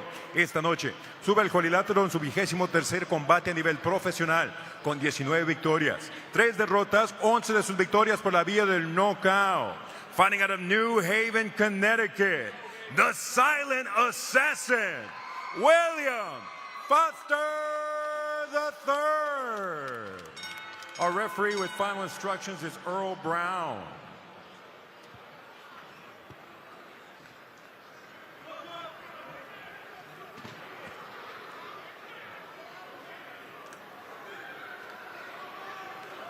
All right, gentlemen, you receive your instructions in the dressing room. Obey my commands at all times. Protect yourselves at all times. Touch gloves if you want. Second down. Josephat Ortiz with the yellow trunks and black trim.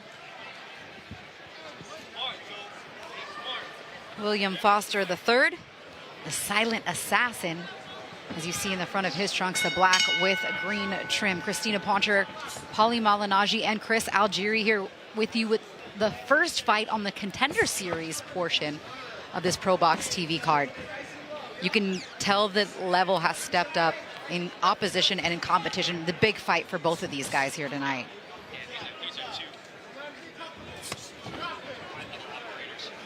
Two operators, two smooth operators here, two experienced veteran operators. And oh, nice little sharp right hand there for Foster. Sneaky coming over the top. We've seen Foster at his best. He can be sneaky with his delivery, sneaky with his shots. It can be very tricky.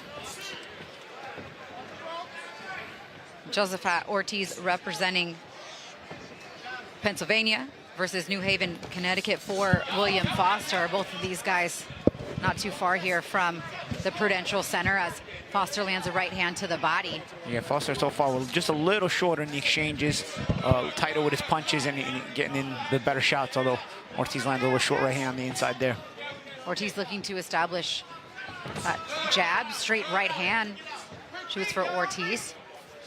And you see how Foster, though, reactive. He threw a lackluster counter uppercut there as Ortiz got out of range, but Foster reactive to a lot of what Ortiz is doing. Nice little sharp 1-2. Good start there, good combination for Ortiz. You know, it's been a little frustrating in his career lately, not being able to stay as consistent as he's wanted to with fights that he told us. And layoffs for reasons that wasn't his choice. He's had full fight camps. Fights have fallen out, fallen through, but happy to get this opportunity here on ProBox against William Foster, who's been match tough as well. He's had a couple tough losses. You know, he's kind of been a little up and down from what we've seen in his career to this point. Nice body shot there on the inside from Foster. But nonetheless, William Foster, talented guy. This is a really interesting matchup. We were talking about that from the top. You're seeing Ortiz coming off, starting real sharp, real smart here early on.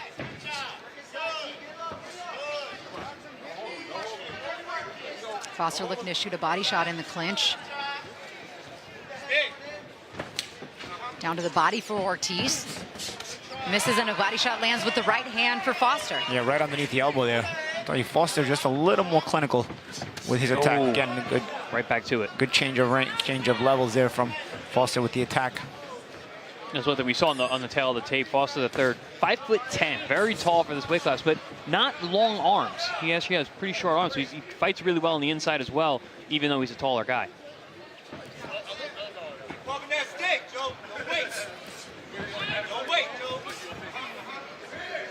Foster seems like he sees everything so far. Sharp Good right timing hand on that counter.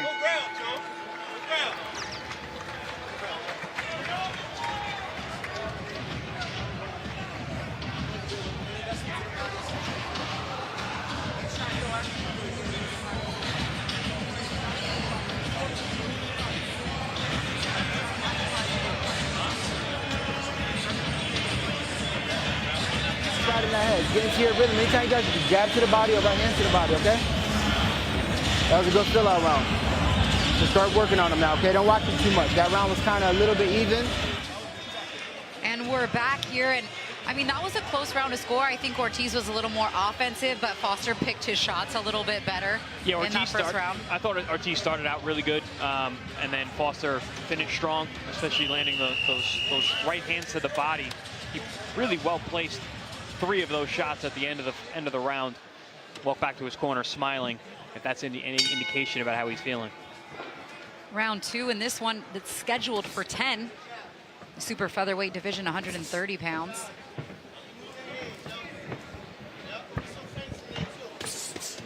Ortiz doing a nice job working off that lead jab. Coming out with that sick, nice counter right hand over the top, catches Foster on the way in. That was timed perfectly by Ortiz, and now a cut. Bad cut. A lot of blood. Oh, both guys. Over the left eyebrow of Ortiz. They're both Is this leaking. a clash of heads? Yep. Yep. Both lead eyes of both these guys are gushing. Wow. Oh, yeah, you can see the drip from Foster. The opposite side. Yeah, we haven't seen Foster's eye yet, but you see the blood pouring down his chin. As they try to wipe off each other's blood on the other shoulder. Sometimes the clashes of heads, you get one guy cut and one guy not. You don't rarely get both, right? But also, there was a right hand right before. I can't wait to see the replay to see if the right hand actually caused it, and then the cut was caused by the headbutt after. That's going to be tough to see even for the ref, though. Tough to judge even for the referee. Yeah, and he didn't make a clear distinction saying like cut or butt after it happened. So we'll try to get some clarity on that. This is going to be a bloodbath from here on out for as long as it goes. Good luck with that white shirt there, my friend. Yeah. Good thing they have 2 shows back-to-back days.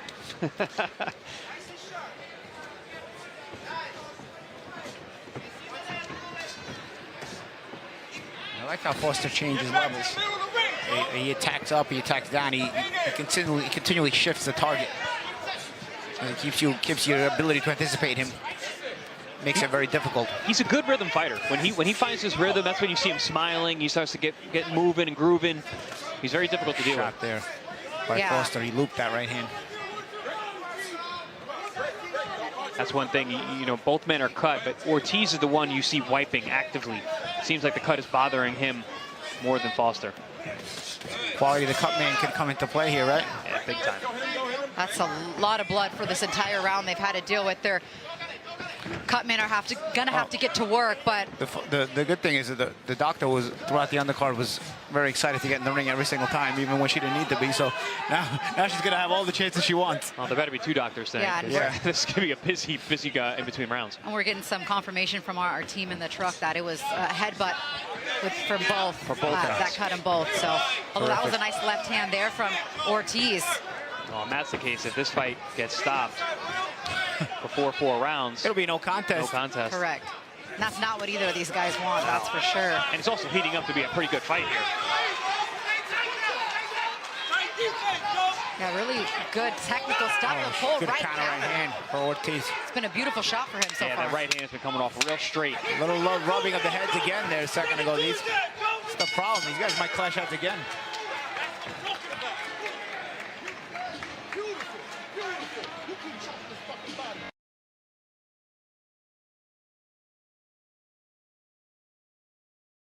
As both of these corners get to work on those cuts. Let's see if we get the replay, right, guys? I want to see once they clean up the blood to see how bad the cuts actually are.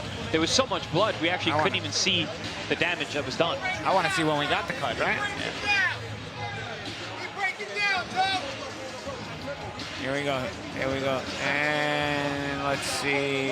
And right there. Oh, wow. Yeah, they dragged each other into it. Nice little drag, too. Yeah. That's the thing. That's Foster's left glove almost kind of brought Ortiz's head towards his. It's the head clash and then the rubbing. So it rips everything. Oof. You wanted to get a good look at the cut. Shout out to our team giving us a nice look there. Great replay by the production truck. Hands and all, see? Look at that. Red bottoms.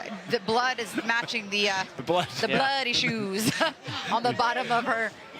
And already on Foster, you see him right come back. out of the corner, Dripping. blood is dripping down his face. Nice uppercut there, Ortiz. And he landed 2 shots on that cut right away. That's the thing. The effective punch for Ortiz has been a right hand, and that's bad news for Foster because maybe it's Foster not being able to see these shots from the right side. He was getting hit with them before he got cut, actually. So the blood's not going to help him now. You know what it is? It's Ortiz is punching tighter. He's throwing much shorter combinations, tighter punches. He's not trying to load up. That's a tight shot in there from Foster to come as he comes out. Nice jab. Beautiful jab. Ortiz is looking real good right here. Boxing smart. Eyes are open. Good rhythm.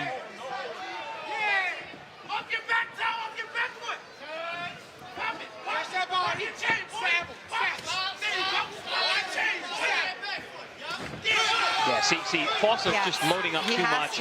He's looping everything. Also reaching for that cut too, though. He's either trying to loop that right hand over the top to get. If he throws it straight, he'll get there. He's throwing it too wide, and it's falling short. Where Ortiz is throwing everything straight, down the middle, and tight.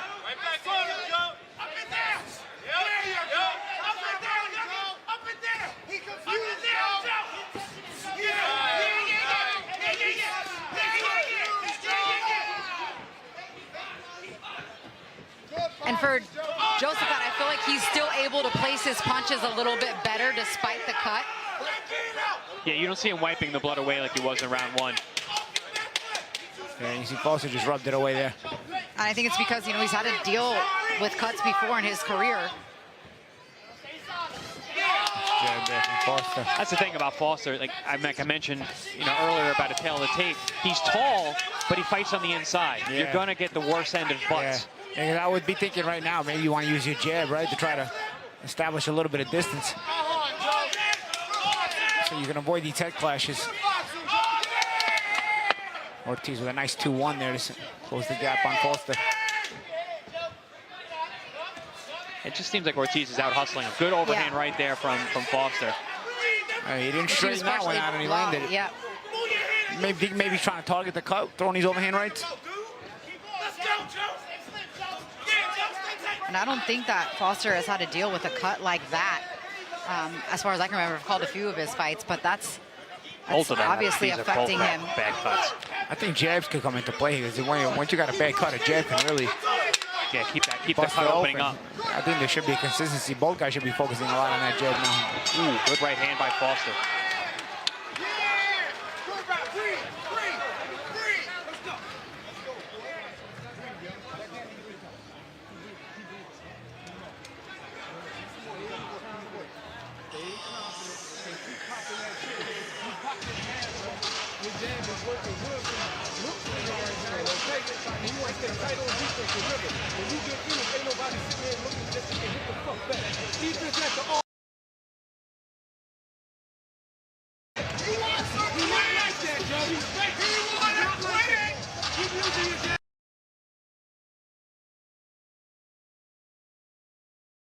Continue to work the body, but still keep his defense tight as they're taking a real close look, though, as you're looking now in the corner of William Foster III at his cut. Haven't been able to stop the bleeding. This fight might be over. So they've stopped it.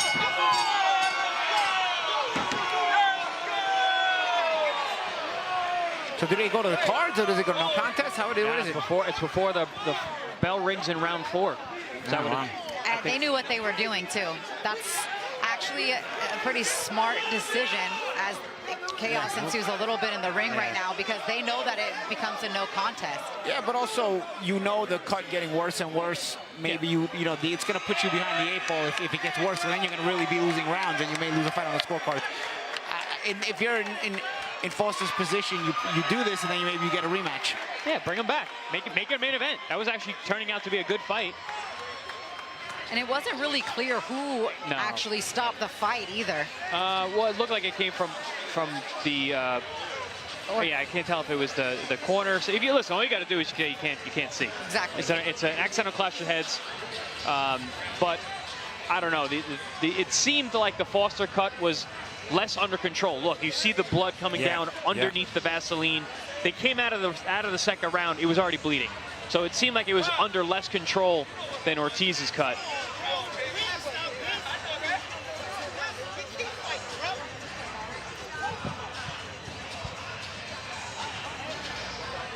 Yeah, there you see the ref waving it off in the corner of William Foster III. The look of surprise on Ortiz's face. Very upset about the call, which I understand. He was finding his rhythm quite well up until that point, was Ortiz. And looks like I got word that the doctor stopped it in the corner. Likely, Chris, like you said, can you see? I don't know. Yeah. I don't know if I can see. But again, his cut seemed to be less managed than Ortiz's. His cut was bleeding a lot more. Well, that's the Ortiz team kind of look at us, whisper like, get a good cut, man. Get your guy to work on the cut. And, you know, it is what it is. Unfortunately, what was shaking out to be a really solid fight after a clash. Oh, no, someone just threw a punch in the corner. We just had a punch thrown from the Foster corner. I think that was William Foster's brother who just threw a punch. At Lamana? At the promoter? Wow. At the promoter. Did he land it? We have some bonus coverage here on ProBox. Wow. And Lamana, TV. obviously an ex-fighter. He's being held back. That was uncalled for. Ex-fighter and promoter. And he took it like a fighter. The commission in Jersey does not play. Yeah. I mean, his glasses didn't even come off, so I don't think he got hit that hard. If he got hit at all, right? Yeah, exactly. But also fighters take a punch differently, right? Yeah, true. It's true. But glasses don't. No, true, yeah. At least, in the very least, the punch might have missed, or even at least didn't land cleanly if it landed. The problem is that right, you're going to separate them in the back, too. We, amongst everything else, we still haven't got the official word from Lupe Contreras. Lupe, you can see us. Go ahead, take it away. Ladies and gentlemen, after consulting with the ringside physician referee, Earl Brown stops this contest. And due to the fact that it was by an accidental clash of heads and we did not complete a total of 4 rounds, this bout is declared a no decision. Damas y caballeros, después de consultar con el médico de turno, el referee Earl Brown para la contienda. Después de un choque de cabezas accidental y de acuerdo con las reglas del estado de Nueva Jersey, este combate es declarado una decisión nula. The title remains vacant. El título sigue vacante.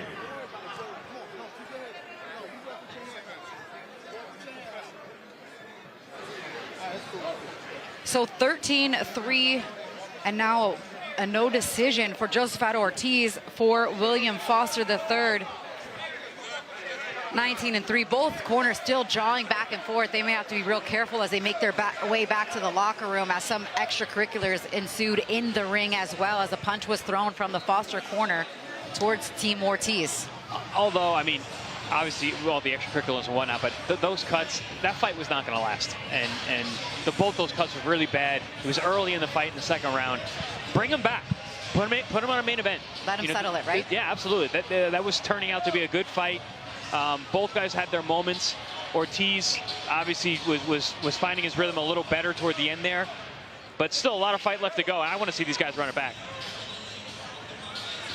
Paulie, would you like to see him? Yeah, I think it's a no-brainer. You do it again. You know, do it again under better circumstances. You got a no contest, so you have a little bit of bad blood controversy. You may do it again. Both are going to be off for a while. They're going to be able to come back to the ring at the same time because they both got cut. Yeah, as the blood is still coming from that left eye from the clash of heads. But an unfortunate situation for both of these guys in a fight that we were looking forward to, as they're about to meet head-to-head there once again and continue jawing at each other ringside. But we're going to move on to our next bout of the night, as we still have 2 excellent fights still to come between Francisco Daniel Veron and Raul Garcia.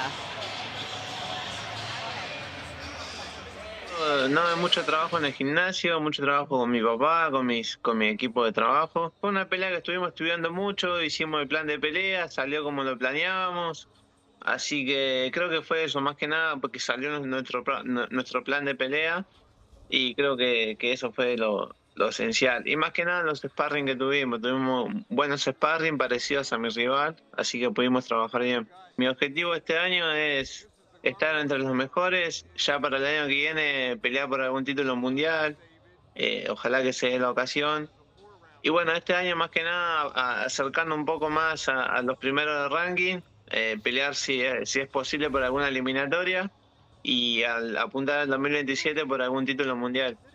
Me gustan las peleas duras, como vengo diciendo, las últimas 3 peleas, 4, fueron 50-50, no había un claro ganador, un claro favorito.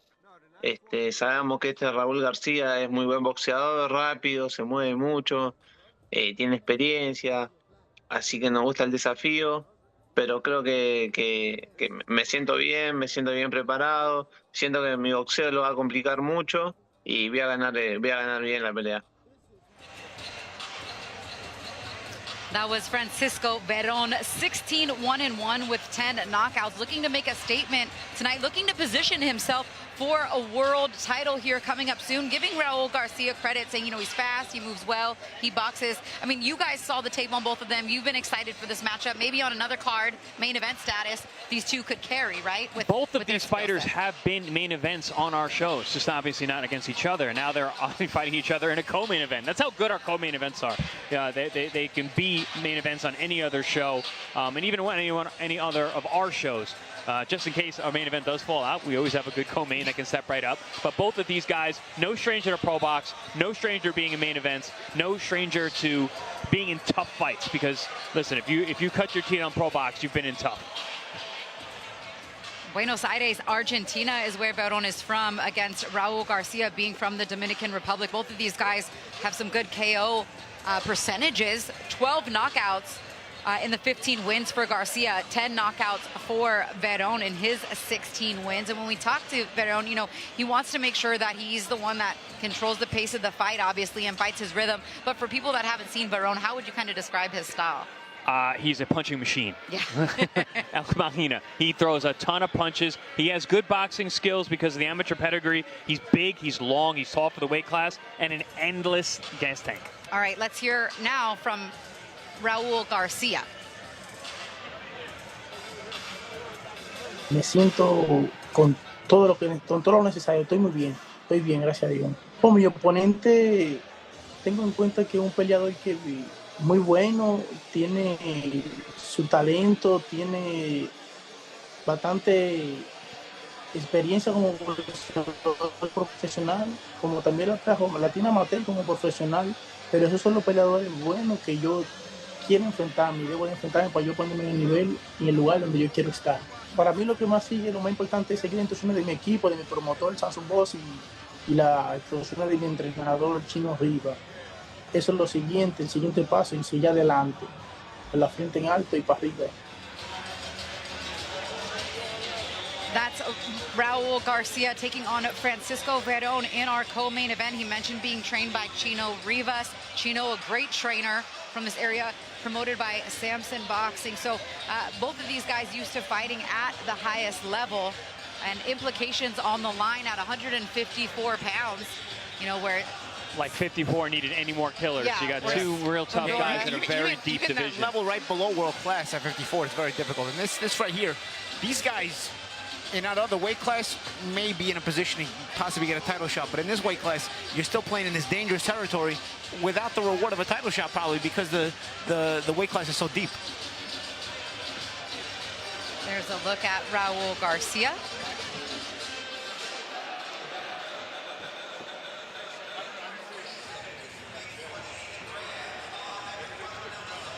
And, you know, when regional titles are on the line, too, it's really important. These guys look at that. Like, you know, some people, oh, belts don't matter. Belts don't matter. Okay. Well, you know, to these guys wanting to get a shot at a world title. Regional titles get you ranked. It's essentially a little bit of a pay-to-play, you know, a little politics. You know, you fight for a regional title, you pay the sanctioning fee, and if you can win it, you get a top 15, top 20, top 30 ranking, depending on the importance of the regional title.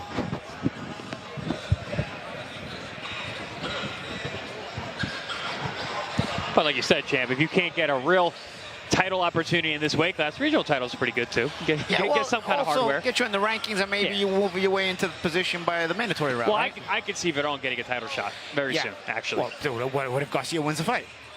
I think they're just in different positions because of the who they fought and the record. The fact that Raul Garcia dropping a decision to Vladimir Hernandez really hurts his ability to get one of those big fights unless you Vladimir racks up Hernandez is a win over Julian Williams, who was the next world champion. Yeah, it was a long time ago, and Julian didn't win a title after that. Yeah. Well, all right, Lupe Contreras, ready to get this one started?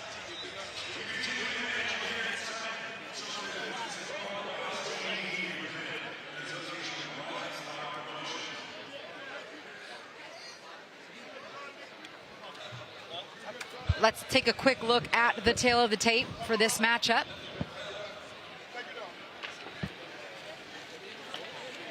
Both of them the same age, the same height. Same weight, just the reach is different. Yeah, exactly. But I don't know if they're the same height, though. Veron looks taller. No, Veron's tall. He looks a lot taller, but that reach advantage, too, that 4-inch reach advantage, he's going to because he's probably taller. Use every bit of that. Nah, Veron's taller. Yo. He also fights taller, yeah. Yep, every bit of it. Look at you guys, Jinx. All right, Lupe. We continue with the action here inside Prudential Center. It is another edition of ProBox TV, being presented in association with Rising Stars Promotions and being sponsored by Bet Online. The odds for tonight's bouts are being brought to you by Bet Online, along with Raptor Energy for real hard workers. Raptor, energía para dar más. White Sands Treatment Center, ranked by Newsweek magazine as one of America's top addiction treatment centers for 6 consecutive years. Our mission is the KO the drug and alcohol epidemic and boxing scene.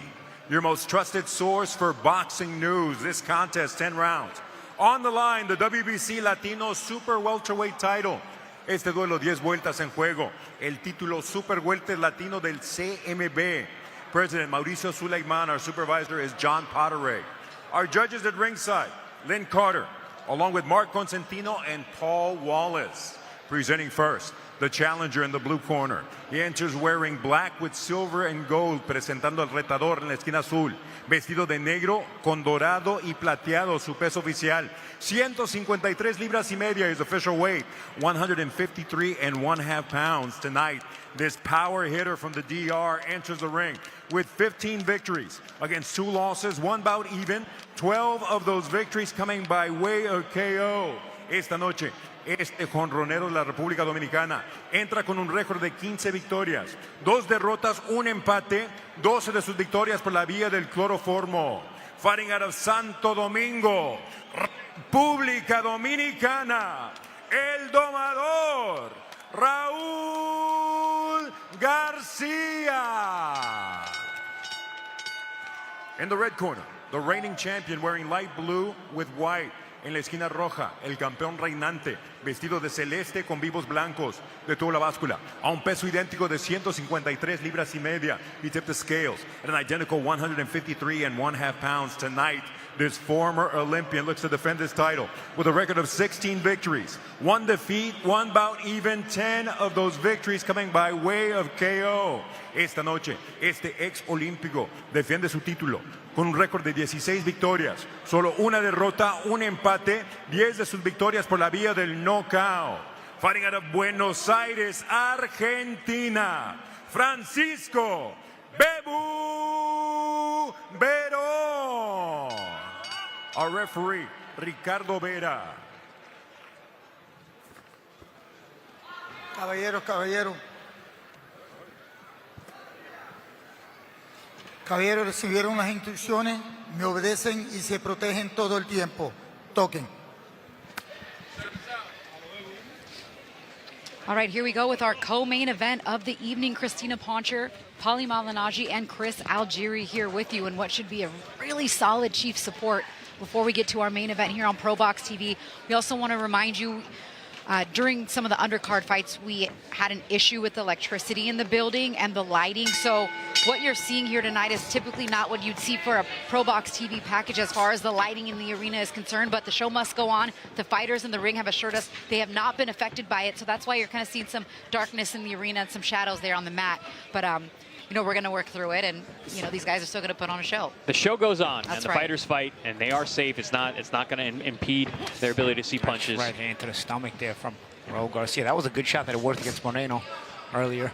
And you know, Veron has a similar build to Moreno, right, with the high stance. Veron in the blue trunks with the flag of Argentina on that left leg. Garcia the black trunks with white trim. Good right hand there lands for Veron. Ooh, good chopping, scrappy shots. There's the difference with Moreno. Moreno stands there to get hit. Yeah. And Veron is Changes actually range. hard to hit, yes. Those shorter combinations as well.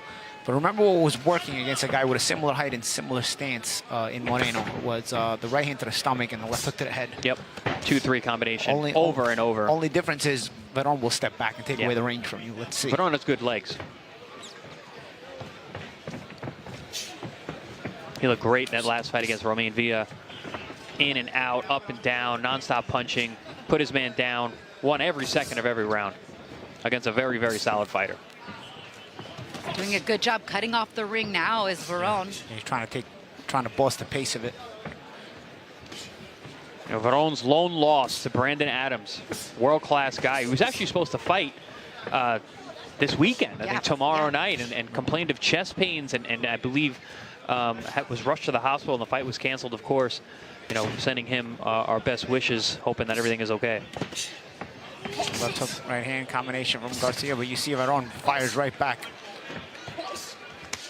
Good body shot there from Garcia. That was a very interesting CompuBox data point that we had. You know, both these guys are very busy for the weight class. They average around 70 punches a round, but the vast majority of the landed punches by Garcia are to the body.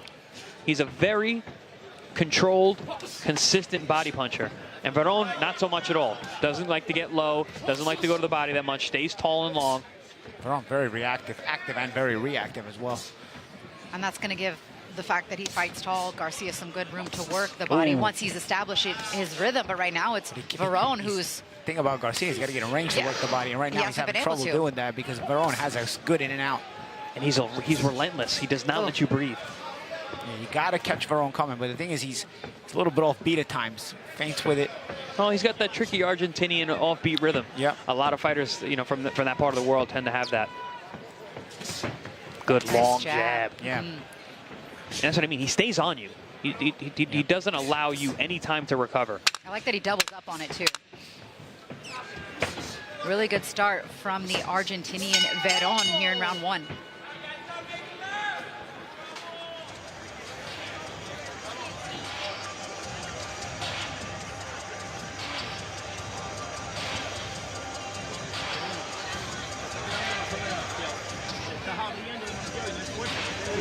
No te quiero abierto de pierna, tranca las piernas, papito. Manténete afuera arriba, un poquito alto para que tenga fuerza cuando mete la gesta. Porque me está tirando todo del centro, bien abierto y no me está moviendo la cabeza. ¿Ok? Y el jab lo está tirando de afuera. Entra, ¿ok? Primero salto. As we're getting a look in the Garcia corner, Veron doing a really nice job establishing his jab in that first round. Dictating the pace, cutting off the ring of Garcia when he would move to either side. Just not too much body work, like you said, kind of true to his story there in round 1, but I think a very good start. Fighting his fight, and I think the key word there, Christina, you said it, was pace. Pace. He's a machine. He's got a great endurance. I'm always impressed with a guy who is this tall for a weight class, because he obviously works very hard to make the weight, but still carries a great gas tank. Shows you that he's in fantastic condition. Coming out to the body was Garcia here to start this round. And a nice overhand right, but then right back with a counter left is Veron. That's the thing. 2 left hands for Veron now. Raul Garcia showing good timing, which is what you need against a guy like Veron who throws so much, but he just comes right back. Garcia has to hold his ground a little bit and push Veron back, and I think maybe that's the instructions he got from Chino in the corner, because he's trying to make an effort here to push Veron back. Nice body shot there from Garcia. And work the body. Yeah, cut him off. Yep. And you see holding his ground there on the Veron offense, it allows Garcia to be able to punch right back at Veron. Chance, did you notice moments ago that combination from the Moreno fight, Garcia tried to throw, he threw the 2 down low and the 3, and Veron was out. And hit nothing but air. Yep.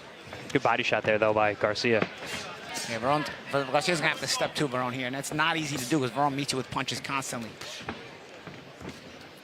And better defense than you would suspect from Veron. He does cover up well. He moves. Covers and he changes range. Teddy Atlas used to always say you got to have 3 different kinds of defense: your feet, your hands, and head movement. Veron has all 3. Yeah, you need at least 2 though. Oh, good right hand on the end of the shot, but Garcia comes right back. This is going to be chippy all the way through. These guys, very, very competitive. Oh, good right hand. A little delayed rooftop there, right? A little subtle. A little over the top. Feet. When Garcia, you can tell they want him to stand in the middle more. He's more content trying to stand there and bang, but I don't know if that's working out in his favor. I don't think it is for 3 clean shots. Veron. Yeah, I don't even know if Garcia's trying to bang more than he saw that he's just trying to take away the space from Veron and he was keep moving him from around. being first so much, right? Yeah. Veron does a really good job of being first.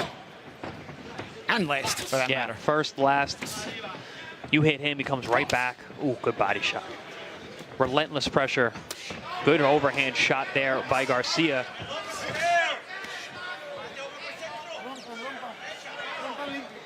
And Christina, you mentioned the power of both these guys. They have high knockout percentage, but a higher level, we don't really see that from either one of them. They're not huge punchers when they're stepped up in competition. Solid punchers, respectable punchers for sure, but not the way their records would suggest.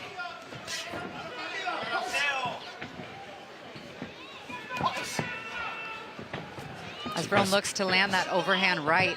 You see Garcia trying to hold his ground more this round. Last round he was a... That's what I was alluding to earlier. He's standing more in the middle than circling around the outside where Veron had to cut him off. Yeah. Nice uppercut there from Garcia. And in fact, he actually burns less energy that way if he holds his ground. If he's constantly getting pushed back and moving too much. You get hit from the busyness of Veron. So he was getting hit either way. He was getting hit when he's going backwards, and he get hit when he stands his ground. Yeah, and that's probably why I think he got the instructions in the corner, because he came out with that adjustment.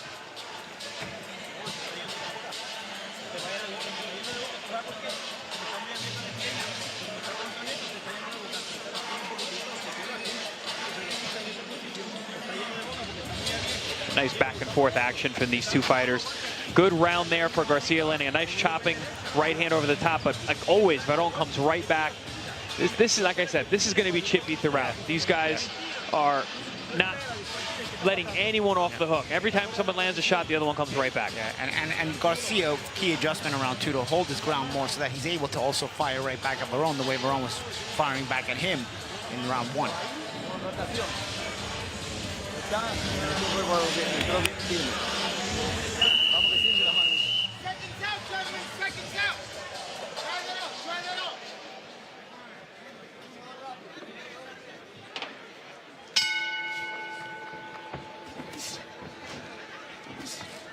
Veron starting this round straight off the jab, a weapon that was giving him some really good success in the first round. Again, Garcia holding ground. See, Veron throws the shot. Garcia holds his ground there, so he can fire right back. And it also maybe will make Veron a little uncomfortable because Veron always steps back afterwards to try to change range. And Garcia doesn't go anywhere. Maybe it puts a little bit of mental pressure on Veron. What do you think? No, I think he's just going to start moving more. And we've seen him be able to move. You know, he'll move laterally and fire off that movement.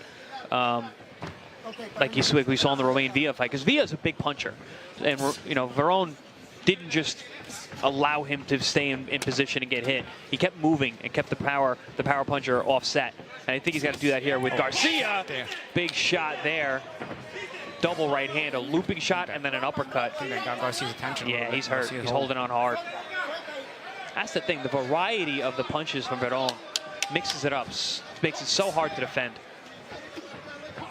Even just giving himself a little bit of space right now to land that right hand. I think Garcia's still hurt. Yeah. Oh, man. See the change of direction there, yeah. like you said. Yeah, but he just caught another right hand right there. Yeah, the in and out and the lateral movement from Veron is the answer to the guy holding his ground. That's the thing. When you have so much variety in your skill set, like Veron does. Left hand lands twice. I mean, the defense is slipping away here from Garcia. But Garcia, again, holding his ground, trying to get that. Oh, that was a big left hook by Garcia. Caught on the glove, Yeah. but there was some flack from that punch. Yeah, it went through. Position of the glove from Veron, that could have been a big shot there.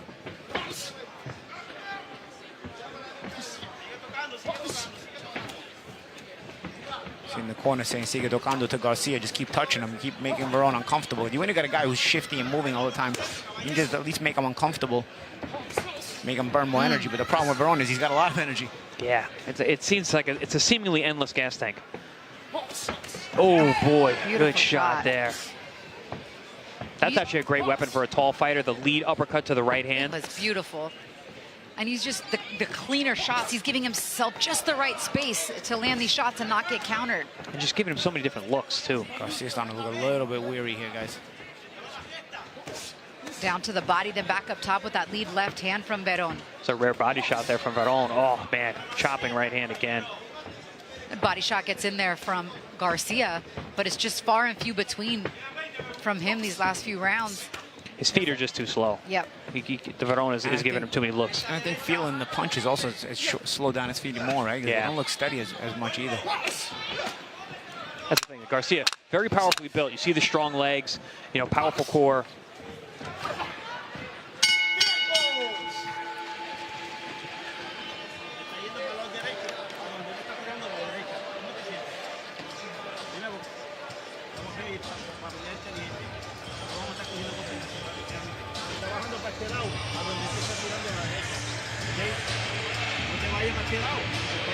Es medio que parecía que mojamos un poquito. Tenés un para ponerle acá.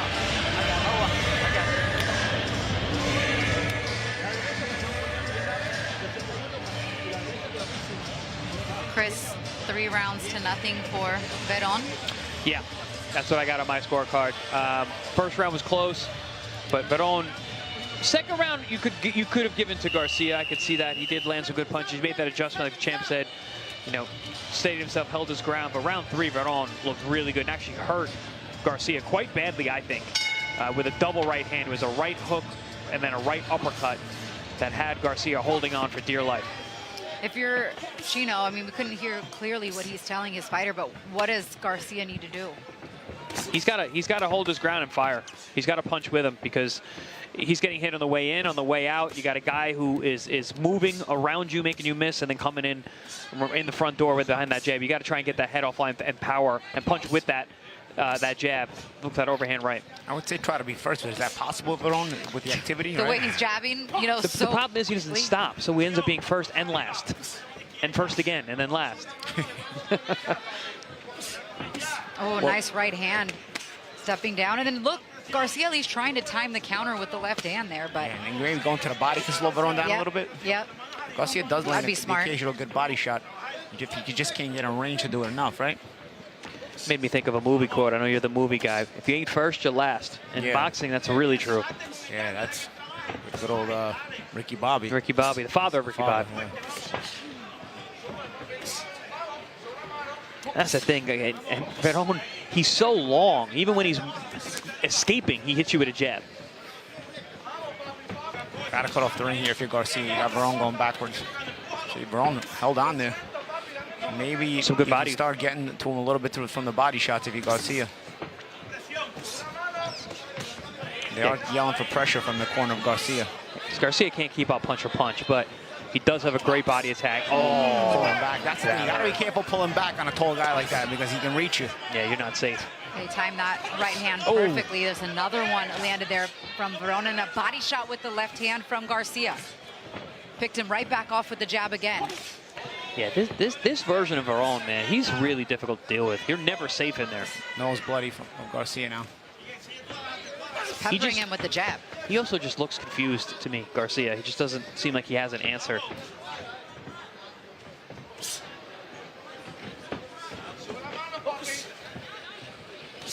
Good focus and discipline from Veron.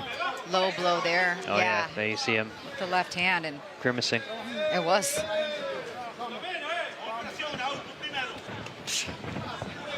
Garcia doing what he's got to do, right? The body shots don't still work. Feeling that. No, body shots don't work. Go a little lower, right? Oh, good right hand there from Garcia on the way out, but comes right back Veron. Almost a shot on the back of the head there from Garcia as well. Ooh. Okay, clean combination, gave himself some space to work. Veron's starting to hold on for the first time in the fight, though, guys, in spots after some of these exchanges. Garcia's a warrior. He's standing his ground and he's firing, and he's doing it in combination now. Yeah. And so Veron, you see Garcia getting through a little bit with some results here. At least trying to reap a little bit of results.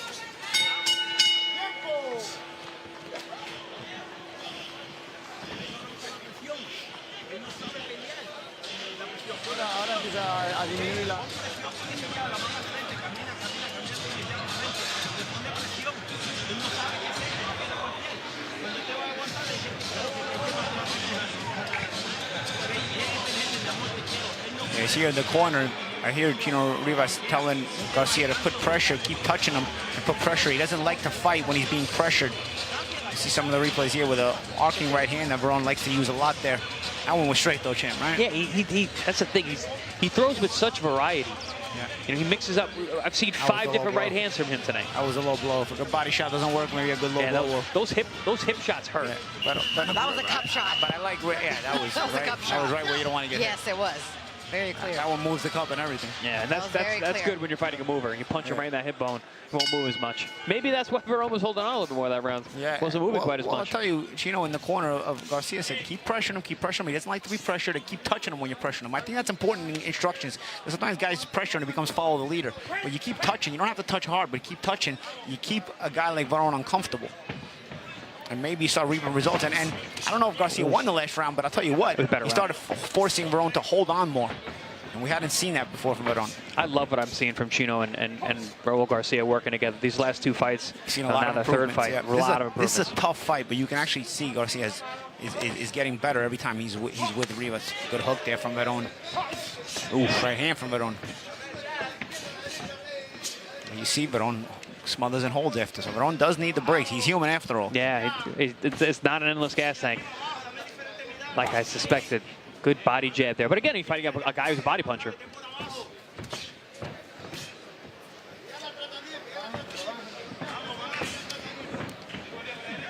For me, go ahead.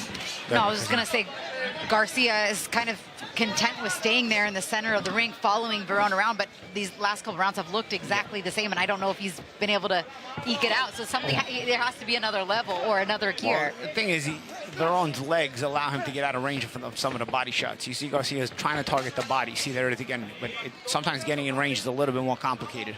But he's getting there more and more because Veron's punching a little less and he's holding on a little more. So you are getting results. I don't know if you're going to run out of time. The same may run out of the hourglass. You may be behind in the fight, and you got to catch up in the second half of the fight. But you can see Veron is more uncomfortable despite the fact that he's still active. Maybe some more jabs just like that for Garcia, too. Everything's kind of hook, power shot. And you got to make Veron miss, too. When you miss shots like that, it makes you tired as well, right, champ? Yeah, absolutely. You lose a lot more gas when you miss a punch than when you land it. Nice right hand lands there for Veron. Under a minute left here in round 5. Double hook there from Garcia. Yeah, Veron definitely looking more uncomfortable here. Yeah. As the rounds wear on, punching a lot less. I'd love to see the numbers on how they've changed as the rounds have gone on. Garcia making this more of a fight that he wants. Nice jab on the outside from Veron. Garcia's corner doesn't want him pulling back. Yeah, because you get pull on a tall guy who fights in a change of range style. It's bad for you. You got to stay low on a guy like Veron and try to get him with the head movement. Everything the corner of Raul Garcia has said tonight has been spot on. So is that jab of Veron. Oh, and that right hand. That's the thing. He sets it up, too.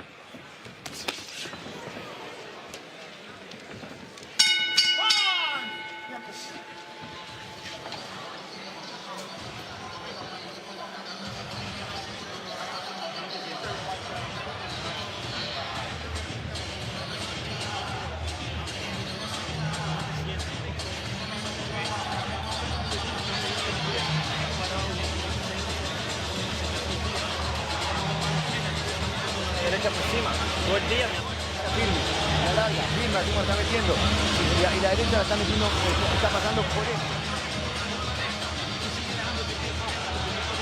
As we're halfway through this scheduled 10-round fight. To control that blood from the nose of Garcia.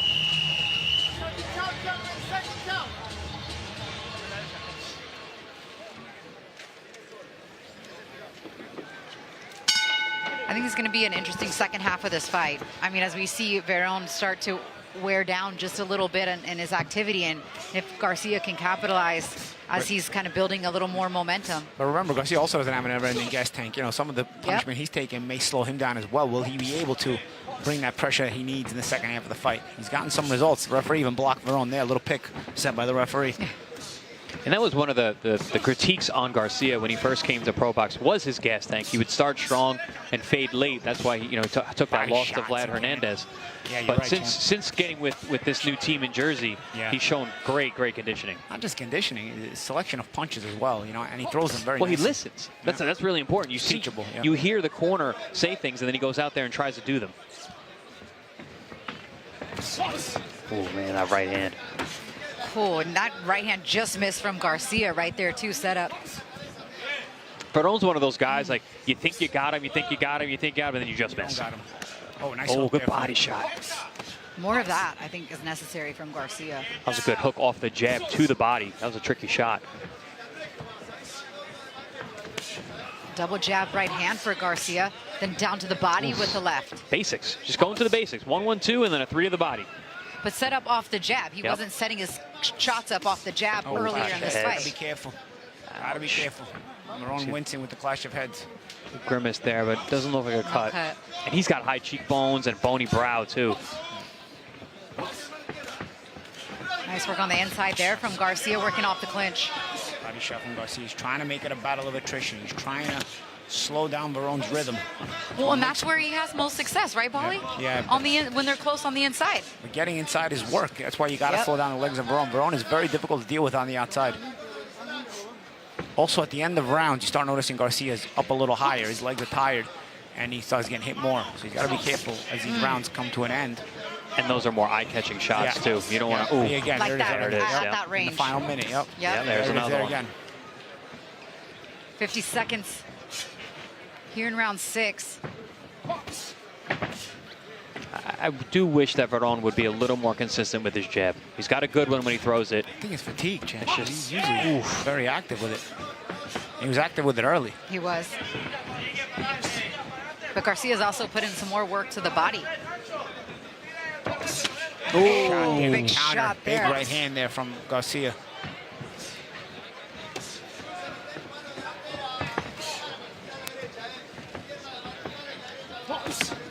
Veron shows a good chin too, man. He gets hit with some big shots.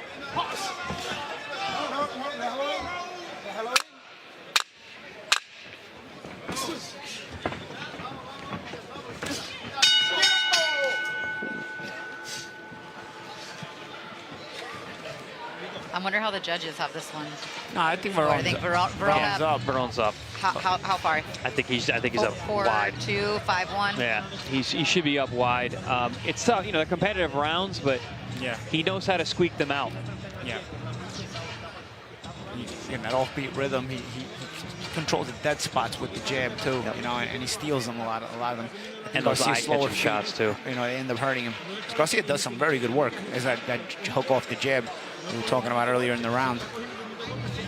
Nice shot there. It's Garcia nice with a nice counter. He can't count for 2 reasons. He gets his head off center, and then he lands the right hand down the middle on the head of Veron. So 2 fundamental importance is there. You got to get your head off the line just in case the shots are coming at you, and then of course keep your punches accurate. That was a well-timed shot by Garcia. That was the shot I was talking about a few rounds ago that Garcia needs to go over that jab, get his head off line, and put that right hand on it.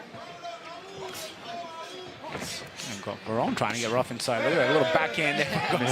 Yeah. Good catch by the referee. I caught that immediately. Oh. A little tip for tat though, right? Garcia knew what he did. He just wasn't. Yeah, a little low blow here. It is A spin around punch there. It's a fight. It's a fight.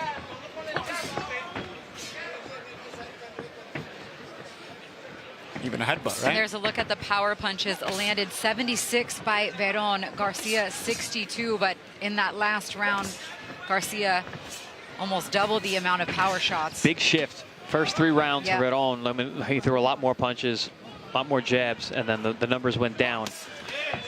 That's what I was kind of talking about, him being able to at least figure a few things out, close that distance, land those power shots when he can get him on the inside. That's where he has his best opportunity. He's not going to win the mid or long range against Veron. Push down there. Yeah, legs got tied up a little bit.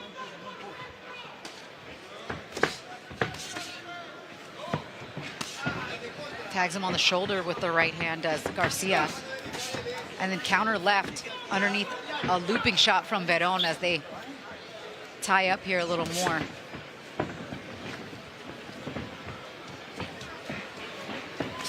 It's pretty quiet in here. Not a lot of Argentinians in Jersey. A lot of Dominicans, but 2 good fight. Also, we're in a big arena. Yeah. Oh, good shot. Looping right. Veron is going back to what he was doing in the first couple rounds. So Veron a little slipperier than Garcia as well. You know, Veron sometimes rolls and rides with some of the shots. Does a little bit better job of that than Garcia, although good shots there from Garcia.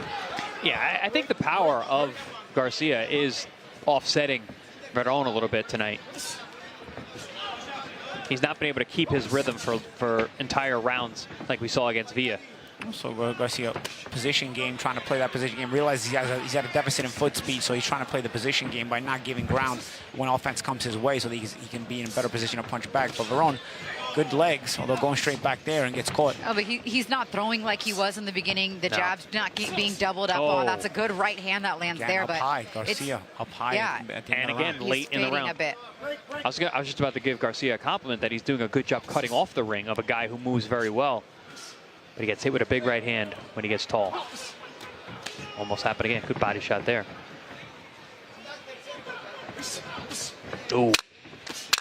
When both of these guys do basics, it works really well. Deficit in foot speed is the difference in the fight, though.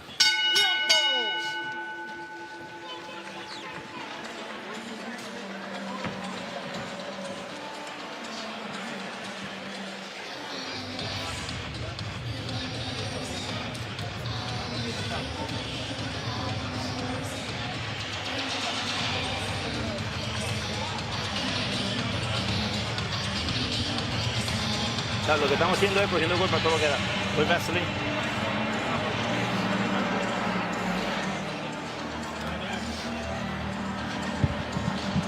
Round 8 of this scheduled 10 rounders. We're going to look at a couple of replays.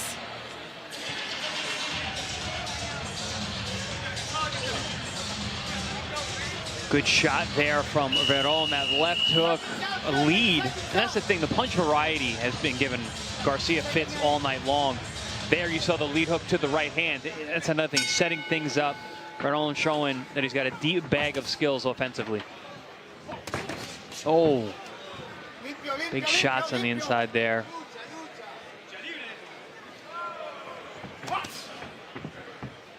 Veron coming out. Some good shots with that lead hand, kind of getting back to work with that jab, which he was able to set up some beautiful right hands early in the fight. Get back into the rhythm with that lead hand. Hey, everything comes off the jab. You know, and Veron, he'll actually hook off the jab as well, but that set up his most devastating right hands tonight. Whether it was straight or looping, it's the jab that starts it when it's most effective. Versus the power shots that Garcia is trying to land and work his way in off those hooks. Yeah, the hand and foot speed. Yeah, that's the difference here. Because every time Veron creates space again, Garcia has to start all over and find to close the gap. He's got to get through the activity and the distance. Fighting tough, showing a lot of heart, but it just seems to me to be a step behind. Yeah. Now Veron turns southpaw. We have seen him do that before. Not tonight, but. Garcia getting aggressive right away. Land a short little left hand inside on a near clinch, and then back out goes Veron.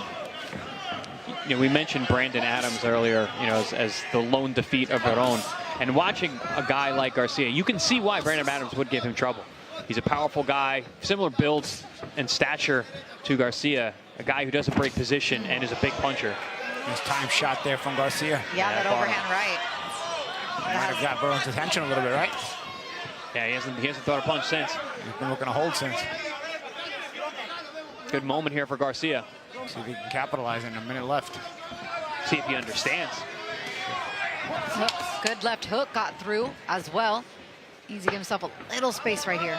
Veron is starting to also give himself breaks by smothering Garcia. Not always using his legs. And these guys do have a common opponent. That's Vladimir Hernandez. Tough. Veron beat him unanimous decision. And Vlad actually beat Garcia. Dropped him a few times as well. But again, that was when the gas tank was an issue for Garcia. He's one of those guys where you can really gauge the level of where you're at, right? Yeah. Vladimir Hernandez, he's like he's like a marker. I think Veron got hurt Litmus test, if you will. Veron got hit with some big shots. Yeah. He didn't like it. Yeah. Well, he is human, champ, like you said. Yeah.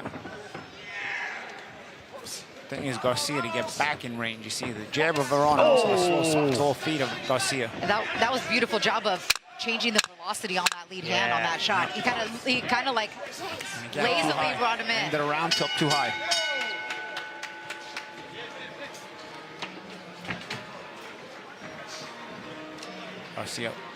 Garcia up too high at the end of these rounds. It's been a consistent theme, and even in rounds where maybe he may be working his way into winning it, gives it back. That was one of his better rounds, and then he got clipped with some huge punches right at the end of the round. That's what I was saying earlier. Like, the rounds are competitive, but it's hard not to see Veron ahead, comfortable, even though he's uncomfortable.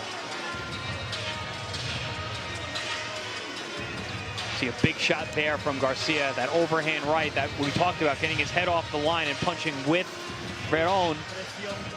There you saw him punching with Veron. Veron got the better of it with a nice left hook. Here we're going to see that reach with the rear hand to get Garcia to open up and then blast him with a big left hook to the head. One of the better shots in the last few rounds from either guy.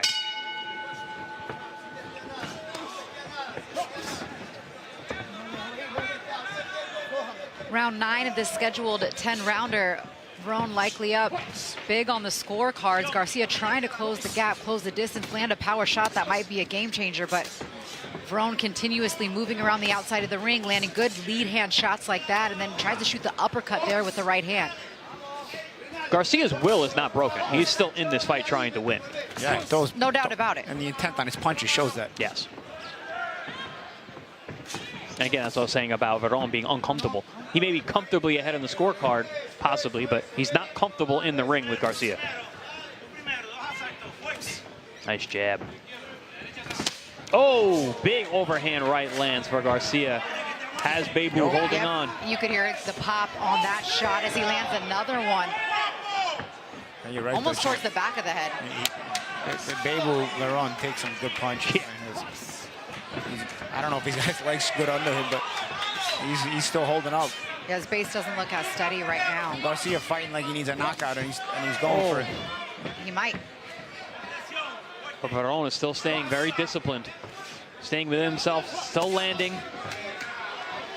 Even though fatigue is setting in, yeah, he might have got hurt a few times. Not holding those hands up. No. That's how that guard of Veron has come down. His fundamentals are starting to crack a little. But we're getting to that second half of the round where Garcia tends to be up a little high on defense, and that's it. He's getting high already. We're halfway through the round. See? Yeah. Look at his feet. Yeah, he threw a lot of hard shots this round, so he might have fatigued himself faster. Because then he goes back to a pivot almost, where that center foot is planted, and he just works around with the other. If Veron keeps at this distance, he'll pick him off with the jab, just like that. That's what I wanted to see more of. Once the blood started from the nose early from Garcia, I would have liked to see Veron really get on that stick.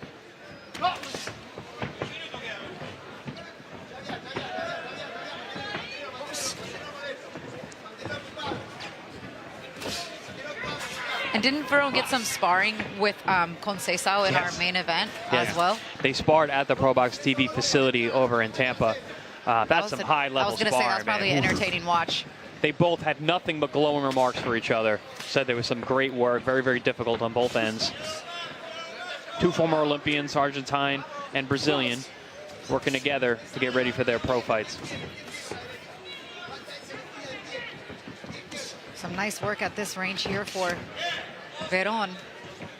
Again, it's been the complication of closing the gap for Garcia. When he does, he gets good work done. But when he doesn't, when he's not able to, Veron controls a lot of the action at that middle to long range. And of course, Veron makes it complicated by smothering sometimes or getting out of range with his legs.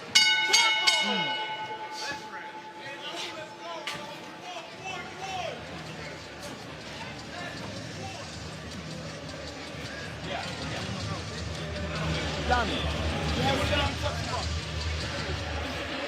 we get ready for the last round here before our main event, which is Hebert Conceicao taking on Johan Gonzalez. Conceicao, Brazilian gold medalist, 10-0 with 5 KOs against Johan Gonzalez, who in his 36 wins, 34 of those have been by knockout. Those two super middleweights in the ring in a 10-round scheduled main event that's coming up next.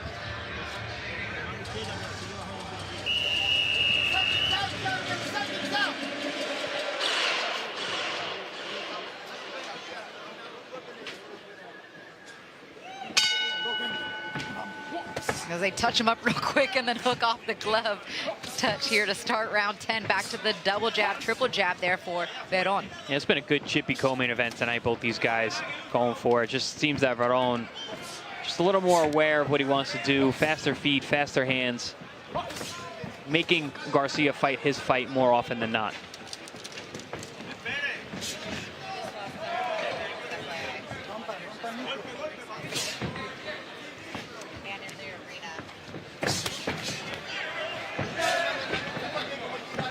Garcia probably needs a knockout. He's going to have to go for it. But again, Veron makes it difficult. This change of range, punching from all kinds of movement, and then smothers when he gets tired, see? Right there. And then it forces Garcia to start all over again on the break. And that's what I meant by fighting, making Garcia fight his fight. He's much more comfortable doing this. Also, Veron doesn't have to be as desperate, right? Garcia needs to plant his feet and land a big punch. While Veron doesn't necessarily need to do anything crazy. He just has to get through the round. Oh, he can move and pot shot and still win the round, as well as win the fight. Because Garcia has to, fight very specifically in a desperate way. So you can give away the round doing that. Yeah, winning the round's not enough for Garcia. He's not here to win rounds. He's got to win this fight. And by doing that, he's got to score a knockout. Right hand to the elbow of Veron. Veron lands. Nice elbow there on the inside from Garcia. Hence the chippiness you were talking about earlier. Making it rough. A little bit of everything from Garcia. Low blows, everything. Headbutts, low blows, hip punches. Low back of the head. Oh, yeah, I forgot about the backhand slap. Yep. I remember sparring with Marcos Maidana, another Argentinian. He would throw the left hook to the elbow. He would turn it over and crack you with the elbow, even in sparring. Double shot. Yeah. Drag through to the elbow.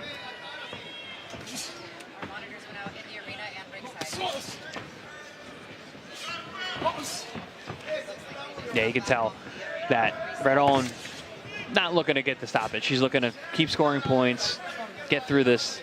Yeah, this last round. Garcia's made it uncomfortable for him, so he's like, I'm not. He doesn't need. And he's dangerous. He's a dangerous puncher. And he's felt, some of the shots. Because Garcia sits on the shots well. Yeah, he's got good balance. That's the thing. When you don't have fast feet, you better have good, steady stance. Yeah. That's also something with Chino as well. Chino really good right hand there from Garcia. Works on that kind of stuff. Nice shot there from Veron on the way out. Again, sneaky little shots from Veron. Not always the hardest shots, but the body shot from Garcia. Body shot dig. As the round gets ready to come to a close, 20 seconds as we're dealing with some technical difficulties here. That's why you're not seeing the clock there on your monitor. Yeah. All kinds of things going on, but right now these two are letting it go. Oh, nice left hand by Veron to end the fight as they embrace, but that was a good shot. A little exclamation point on his performance. Garcia up high late in the round. What else? Same true to form. Same problem he's had all night. But he did push real hard in that last round. He went for it. He actually didn't fight a bad fight. It's just Veron was better. Yes.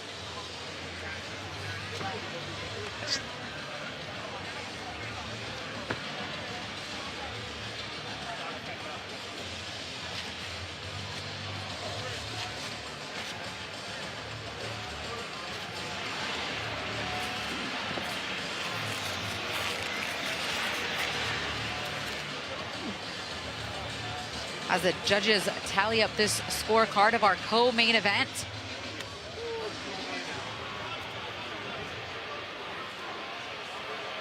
Even if you just look at body language of both corners, you can spot who is confident that they got the win.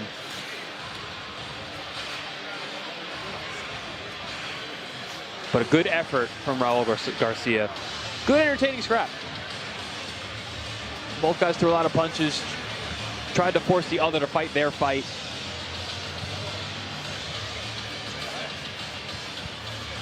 Yeah, I don't see graphics.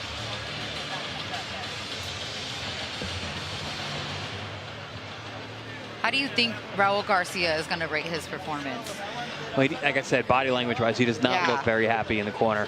And I don't think it's anything against what he did. He tried, like you said, Champ, just ran into a better man tonight. And landed some good big shots throughout the night. Again, chippy was the word I used early on, and it certainly was that.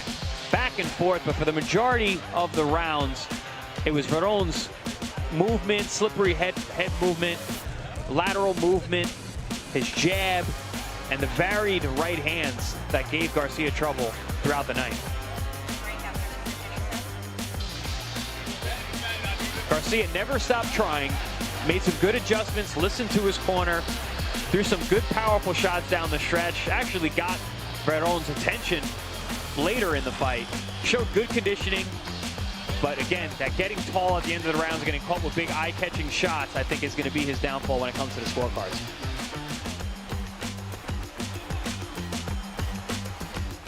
And there was the end of the fight as they both embraced. We'll take a quick look at the final numbers here. We talked about not very many jabs from Garcia. That's evident by you know, only landing 7% of those jabs. But the body shot advantage for Garcia, that's where he had his most success. 43 shots to the body, 31% of total punches landed in favor of Veron. Lupe Contreras is standing by with the decision. After 10 rounds, Judge Carter scores about 97-93 después de 10 vueltas. La juez Carter anotó 97-93. And judges Constantino and Wallace turn in identical scores of 98-92. Y los jueces Constantino y Wallace entregan tarjetas idénticas de 98-92. Los tres a favor del vencedor por decisión unánime. All three in favor by way of unanimous decision. Still WBC Latino Super Welterweight Champion from Argentina, Francisco Bebu Veron. And Francisco Veron is your winner tonight by unanimous decision, 98-92 twice, 97-93 on the other scorecard. Yeah, it's about what we were saying all night long. You know, Garcia was in there, but it's going to be hard to give him rounds. They were competitive, they were chippy, but for the most part, Veron was the guy who was banging the rounds as we went. And like you said, he needed that knockout in the last round. Speed of their feet was a big difference maker. All right, we're going to go to break and come back with our main event. On the other side of the break, it'll be Hebert Conceicao versus Johan Gonzalez, 10 rounds in the super middleweight division. Coming up next.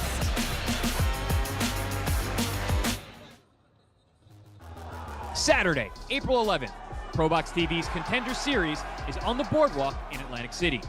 In the main event, world-ranked top contender Vito Mielnicki Jr. defends his middleweight titles against undefeated Mexican Omar La Bala Huerta. Then, in the co-main, Cuba's Jan Marcos faces local favorite Dwight Flemings Jr. in a battle of undefeated super welterweights.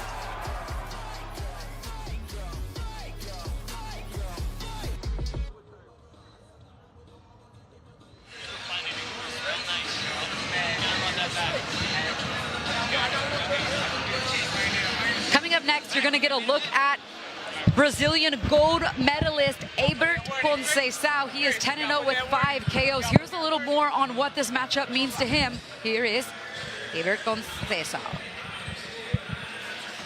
Yo, gracias a Dios, me sentí muy bien en este campamento y me han dicho que sí pego fuerte. Vamos a, Dios primero, a demostrar, pues, de que no somos así fáciles, que somos guerreros. Cuando uno no tiene condición, uno se cohíbe de lanzar golpes, pero cuando tú te preparas, haces un campamento para pelear, tú te confías en que te preparaste para esto, pues, y en esta pelea, gracias a Dios, se ha logrado el objetivo. A mí me ofrecieron la pelea, yo venía de pelear con Irlanda Lara, vi que fue campeón en unas Olimpiadas, solo que esto es profesional, es diferente, y bueno, pensé que era en otro peso, pero no, se hace un peso como un peso pactado y me interesa la pelea porque es una oportunidad para mí. Bueno, como agarré esa pelea con Irlanda Lara, esta fue con mucho más tiempo, voy a llegar mejor preparado. Como que me revive mi carrera, porque gracias a Dios, bueno, me han dado esa oportunidad o me la he ganado. Y bueno, a todos los peleadores que me han dicho, siempre he dicho que sí. Y yo sé que él es un prospecto, pero este es boxeo y arriba del ring, bueno, hay que dar lo mejor para ganar.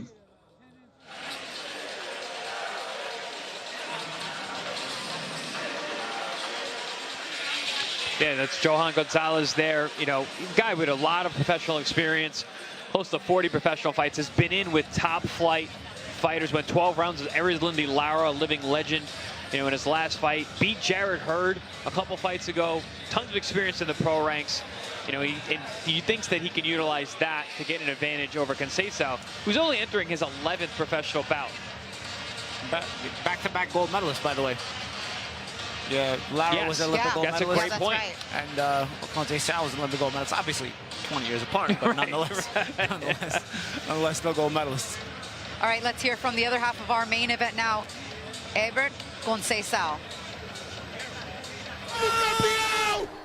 Eu conquistei o ouro em Tóquio em 2020. Até então tinha sido a minha maior conquista da minha carreira.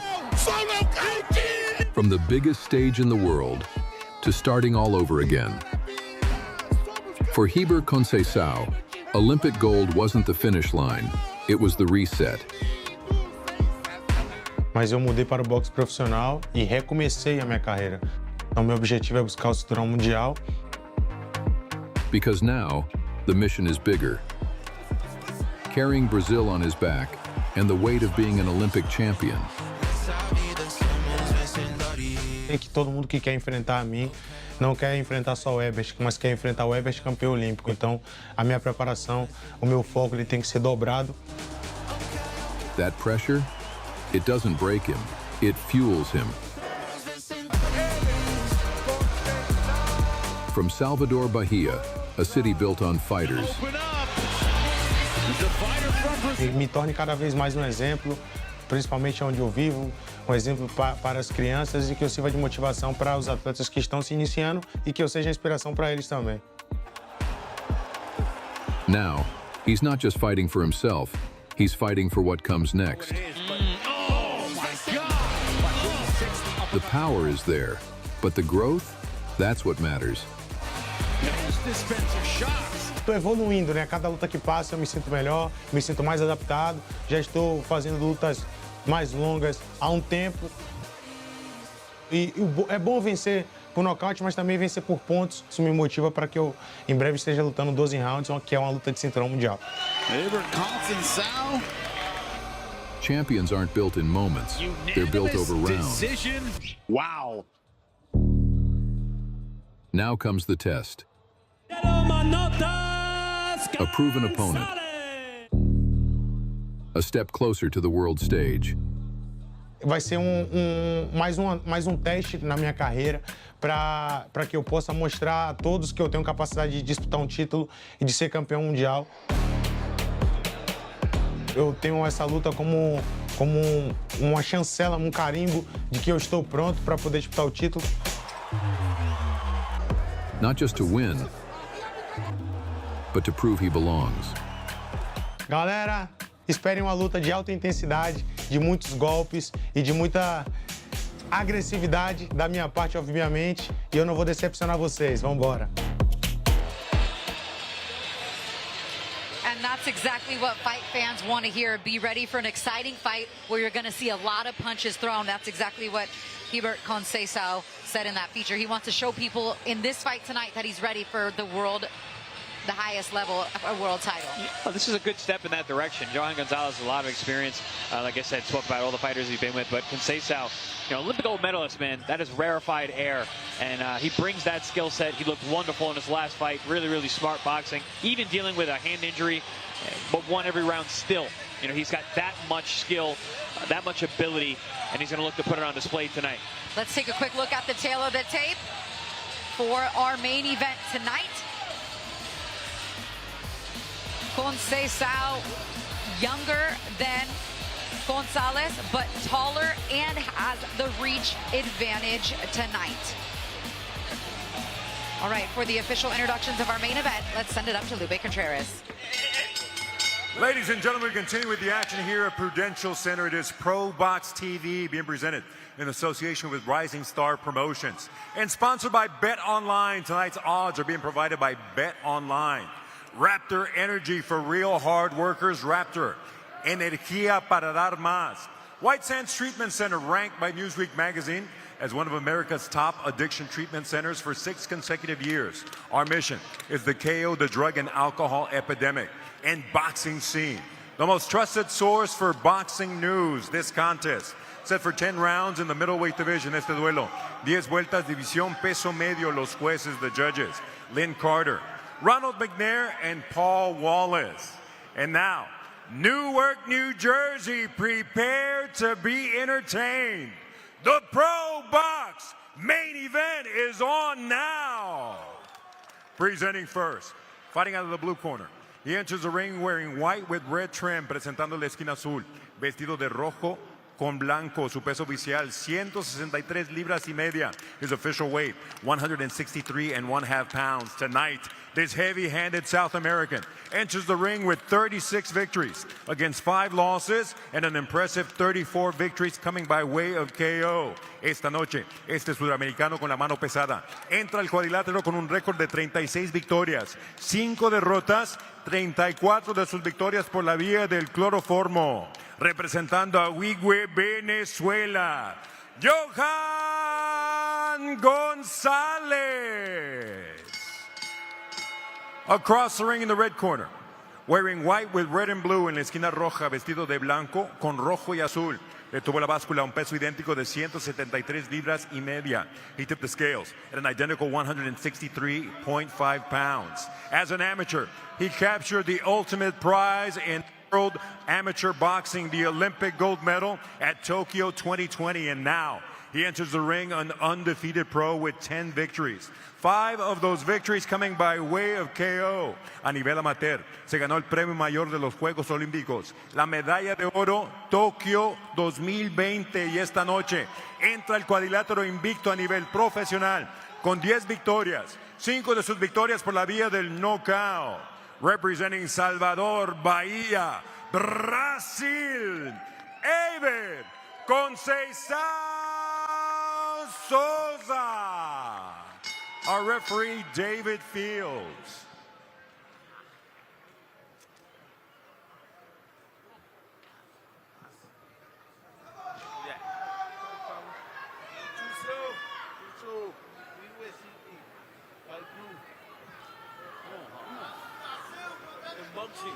Okay, gentlemen, we're scheduled to box 10 rounds. I've gone over the rules in the dressing room. I expect you to obey my commands at all times. Most of all, protect yourself at all times. Touch gloves, good luck. All right, our main event is here. A lot of punches these two expect to throw, at least that's what they said in the feature leading up to this fight. They both have very similar color trunks on. They're both looking to entertain here in our main event at the Prudential Center. Paulie Malignaggi, Christina Poncher, Chris Algieri here with you. A step up in opposition for Hebert Conceicao, fighting a guy that just came off fighting Erislandy Lara, although a losing effort that at that world title level. This is kind of a gauge of where Conceicao says he feels he is. If he beats a guy like this, he feels he's ready for that next step up. And it's not an easy gauge either. It's a tough gauge. The Venezuelan can punch. I don't know what's in the water in Venezuela, but it seems like all the guys that come out of there can really punch. Gonzalez is one of them. 36 wins, 34 of those by knockout for Gonzalez, who is in the white trunks with the red trim. Nice little counter shot there from Conceicao, angling nicely on the overhand right, coming with an uppercut. Conceicao consistently super sharp, very, very smart, good eyes, sees punches coming, is able to counter, slippery on defense, doesn't waste any movement. And no relation to Robson Conceicao. I just want to make that clear, although they're both another gold medalist. Brazilian gold medalist Olympians. They the Portuguese and Brazilians have a lot of Conceicao. Are not related. It's like Smith in English, right? Conceicao in Portuguese. Oh, man. I think action heating up early here in round 1. I'll tell you right now, Gonzalez is a really good game plan. He's punching with the Olympian. He's making it rough. This is what you do when you've got a guy that has a higher level of skill than you, especially with the big amateur background. This is the pros, though. Gonzalez can make this a rough fight, and that could really help him. Also, you keep your position and you stress Conceicao. You see Gonzalez not going anywhere when Conceicao scores. Trying to hold that position. 41 professional fights for Gonzalez compared to just 10 for the Brazilian Olympian. Good body shot there from the gold medalist Conceicao. Big smile as he steps back to the center of the ring. Yeah, the feet of Conceicao are going to be a difference maker in this fight, just like they were for Veron against Garcia. You see Gonzalez stays real low, has slow feet. Staying real low will slow down your feet even more, but of course, he's got to do that to make himself a small target from the quicker Conceicao. I like the concentration on the body by Conceicao. Not normally known as a body puncher, but that's what you do when you're fighting a puncher. Touch him downstairs.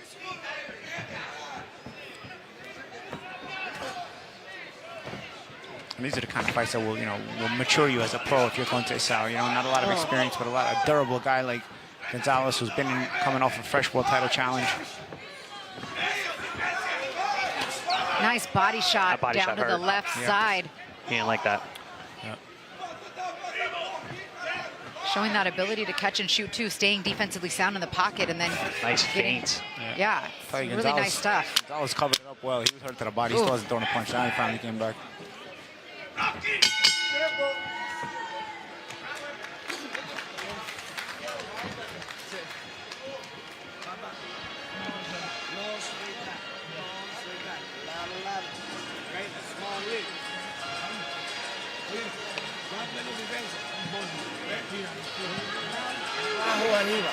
Okay, breathe. Breathe, papá. Muy bonito. Muy bonito. Oye, lado, no straight back. No, go straight back. Sube de mano. Listening in now on the corner of Gonzalez. They're saying lateral movement, don't go straight back. Good start for the Brazilian gold medalist. Yeah, looking very, very comfortable in there was Conceicao. Yes. Even when Gonzalez was making a rough. And again, I think it's because he knows that he's got the fast enough feet to get out of danger if he needs to,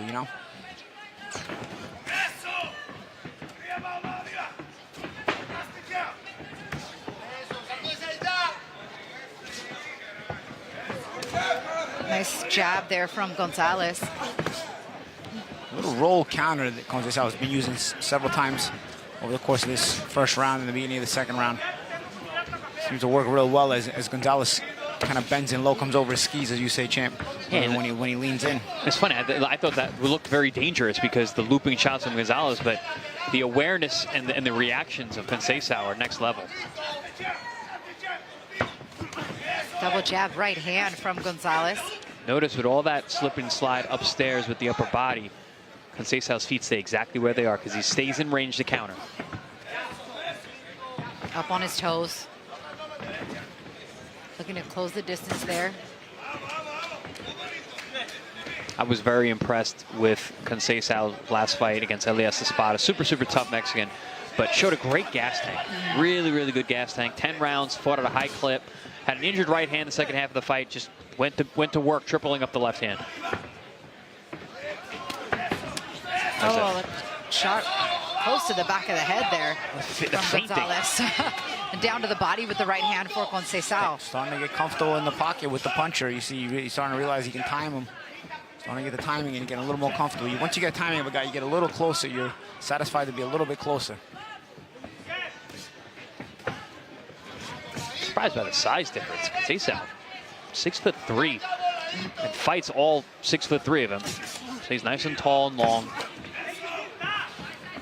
He doesn't look 6'3". No, but I mean, you see Gonzalez. I think Gonzalez is 5'10", 5'11". He looks much shorter. And then crouching over too. Yeah, that doesn't help. But he kind of is leaning in too. I can see Conceicao setting him up for a nice uppercut. Yeah, that's what he's been trying with the roll counter. He's been using a lot of roll counters with the uppercut at various times as Conceicao. It's been one of his effective little shots that he's thrown. Conceicao utilizes really, really good feints in the middle of combinations too, just to get Gonzalez to open up. Oh yeah, that body shot. And it creates a change of feet too that makes it difficult for Gonzalez to... He's placing a gap. He's placing a gap in the combination and he's able to reset. And I think he likes his defensive work on the inside as well, just getting his head off the line just enough to still stay in the pocket and not get hit flush. Ooh. That's why you get your head off line, kids. Yeah, that's how you went for it there. Both guys got their heads off line with that one. There's a lot of punches thrown that round. That round went by pretty fast. Yeah, it did go by fast. Yeah. This fight's going by fast. I don't know if anybody paid the heating bill in Prudential Center tonight. No? Yeah, it's fucking cold. Most of the hockey team plays here too, right? So is that why my feet are feel like ice cubes? Yes. But they're not playing tonight. We have had some issues here in the building. Yeah. As you can see tonight, lighting is not your typical ProBox TV look, as we had some issues with the electrical grid on the undercard, and so We lost the Megatron at one point. we Last lost fight. monitors here But you know what? ringside. All is well tomorrow. We're in Atlantic City, and we get to do it all. We get to do it all over again. Yep. Very much Lito looking forward to that. Tomorrow night on ProBox TV. Well, nice weekend of boxing. Different times tomorrow. You can watch Tyson Fury in the afternoon, and then in the evening you join us for the second of the 2 nights back-to-back on ProBox TV. Don't even have to move out of your recliner. Only we have to move. We Down a got little it. south- 2 hours South to Jersey. Atlantic City. And we don't get to sleep a lot either. It's all worth it. Oh, good right hand over the top, lands by Gonzalez. Looked like a buckle Conceicao out there for a moment. I think rolled with it a little bit, but it just caught up to him, right? Yeah. He's usually trying to That's what I was saying. I roll. was worried about that kind of. There it is again. I just like how Conceicao stays nice and calm. Those looping shots hit him in the back of the head, hit him in the side of the head. Still stays in the pocket. Gonzalez looking to react. Ooh, body. The body again. shot hurt. Yeah. Gonzalez doesn't take it well to the body. I don't know if Conceicao is realizing it. I don't think so either. You know, he's landing some good body shots where he's giving clear. And where Gonzalez, I feel like, is giving clear indications that he felt them. And Conceicao doesn't follow up.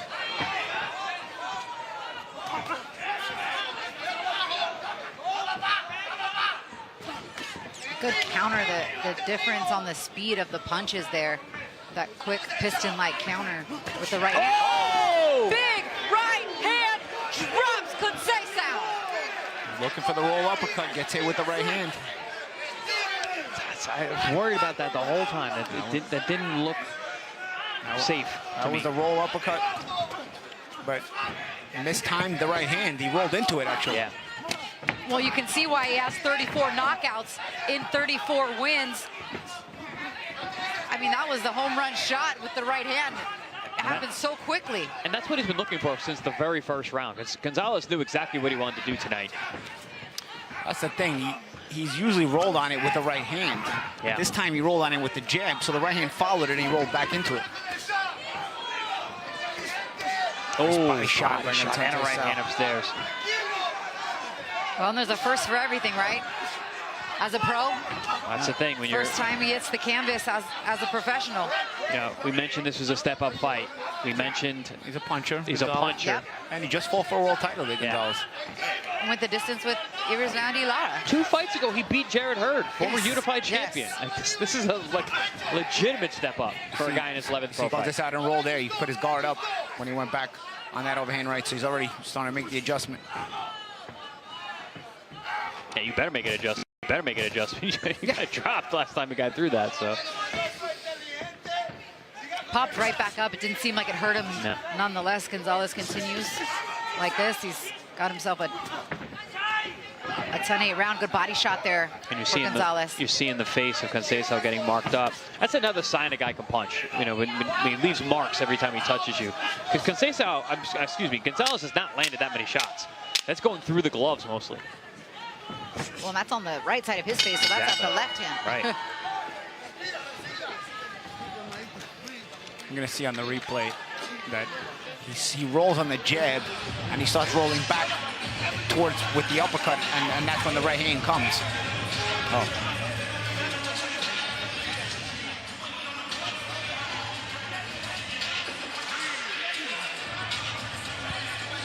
Não pega e fica. Pega e anda. Pega e anda. Você é mais rápido que ele, Eder. Let's take a look at some of the highlights from the last round.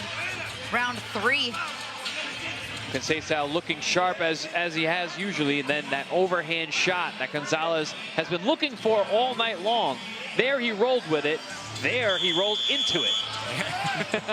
One roll away, one roll into it.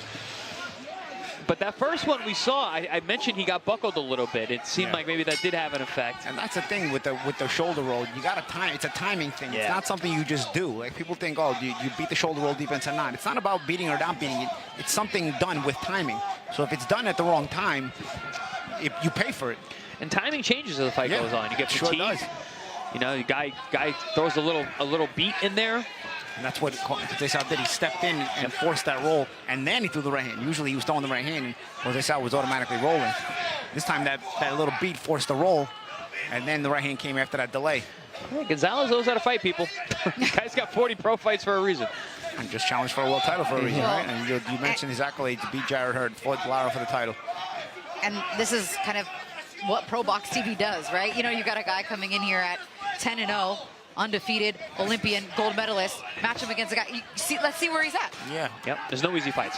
Doesn't matter if you're signed to ProBox or not. You're going to be put in tough. Yeah, and that's the thing. Olympians, especially Olympic medalists, Olympic gold medalists, they move faster. You know, so a tough fight, but par for the course for a guy with these kind of accolades. Nice body shots from Conceicao. That's been one of the things I've liked about his work tonight. It's good body punching. That's a new wrinkle. We haven't seen much body work from Conceicao in the past. I feel like that's one of the things. Obviously, he's a very seasoned amateur, being a gold medalist, but like that's one of the things that doesn't always translate right away from amateur to pro is sitting down on your shots and going down to the body. Also, Champ, you mentioned you don't know if he's recognizing that he's hurting him. That's another thing. Amateurs, you don't necessarily are looking for that. Yeah. So you can miss on that. You can be too close to the action. Yeah, the subtleties get away from you sometimes. We mentioned that Conceicao had been sparring with Veron, the Argentinian Olympian, in preparation for this fight. Veron just came out from the back after getting cleaned up from his fight to watch his sparring partner. Gonzalez looking to shoot a big overhand, right? You see the way he's leaning. Yeah, but I mean, then Conceicao's going in the complete wrong direction into that right hand for him to land a shot just like that. But at least he's got his guard that way. At least he's got his guard up this time. Although there he tried to roll. Oh, it's a little shoulder. There's a little low with that lead left hand. Also, the difference is he's normally rolling these shots in center ring. When he got dropped, he was in the corner. Yes, he was. Yeah, being forced to move around a little more, right? Being forced to go into the flat a little heads bit came more. together a bit there.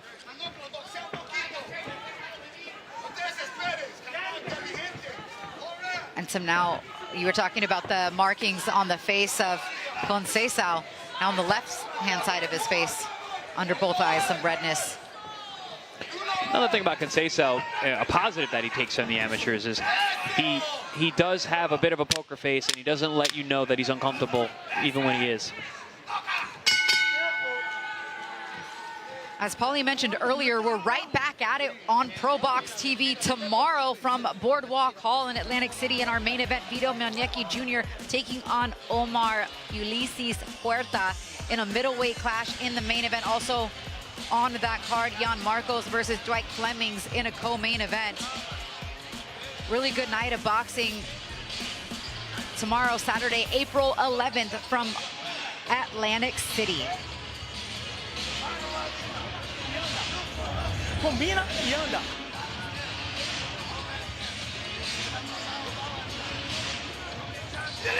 Doble eyaculado. ¿Ok? Con el jab. Breathe. What fight are you most looking forward to tomorrow, Chris? I like that Flemings and Marcos fight. Jan Marcos and DJ. Dwight Flemings. DJ is a friend of mine, local Jersey guy. Jan Marcos actually trains in Jersey as well. I think that's a really good competitive matchup. 50-50 all-action type fight. Yeah, and Melnicki, of course, the progression of Melnicki always interesting as well. A big local product. Coming off a really good performance. Yep. I want to see what he can do with a puncher. Yeah. Because Huerta, has a lot of KOs, 15 wins, 13 KOs. It's coming up tomorrow night, ProBox TV right now, main event. Round 5 in the scheduled 10-rounder in the super middleweight division. 168 pounds down to the body with the right hand for Conceicao. Right back, Gonzalez is tough. Oh, yeah.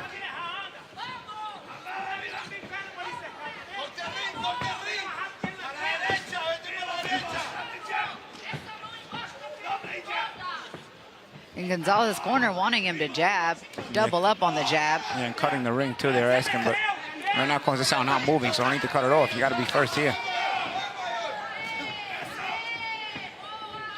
Gonzalez is fighting a good fight. Good game plan.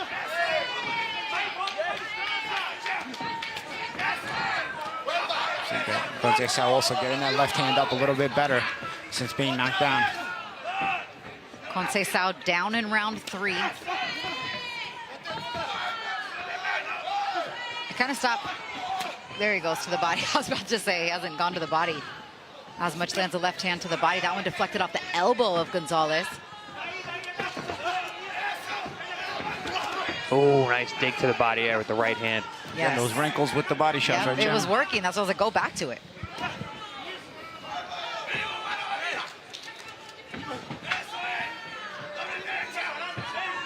Gonzalez corner wanting to let the right hand go. Double jab, right hand. Yeah, but he's starting to be more stationary as Gonzalez. Maybe it's those body shots. Not pressuring as much. Under a minute left here. Right hand connects for Conceicao. And just not as much power on that right hand after he gets touched to the body a few times. Yeah, we're going to move into the second half of the fight, but he's been getting hit with a lot of body shots. He may not have the same kind of power in the second half of the fight. So I said about when you're fighting punchers, you always want to go down to the body early. They tend to shrink as the fight wears on.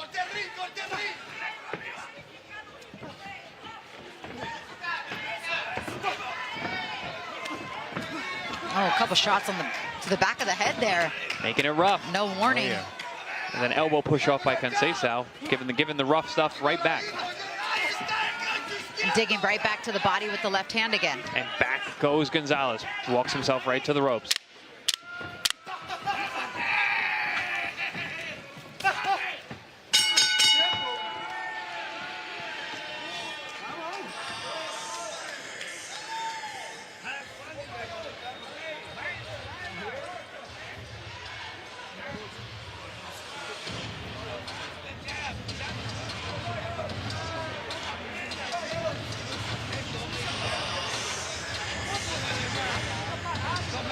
Derecha abajo, toca arriba. Right.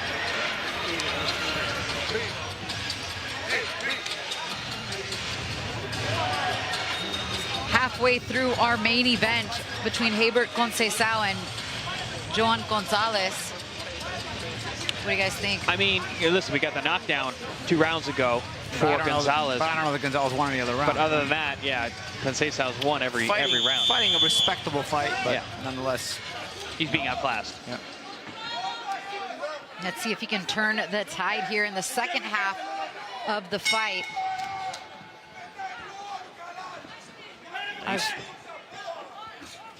Starts out with a strong jab for Gonzalez. You see the face of Conceicao. Welcome to the pros, baby. And we're in the second half of the fight starting now, so still a lot of action to go.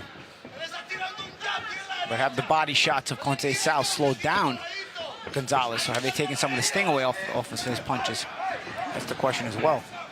Good jab there for Gonzalez. That's what the corner was asking for last round.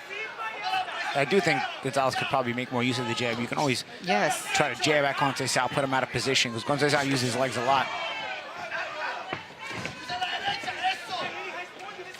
Now we saw Conceicao hurt that right hand in his last fight against Elias Espadas. Doesn't seem like it's been an issue tonight. Injury did not require surgery or anything. He just took some time off. Turn southpaw now. Yep. For a moment.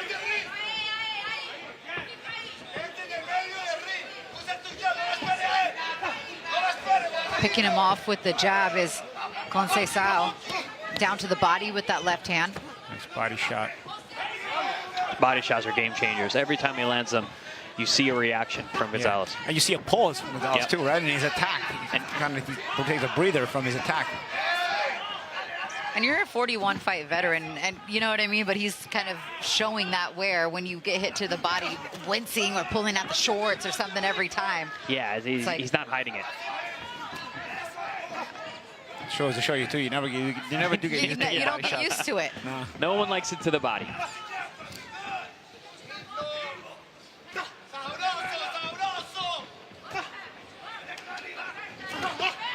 Ooh, that was a low. Turned right into it. Yeah, that was an uppercut to the left buttocks. Oh, there's that overhand right, lands again from Gonzalez.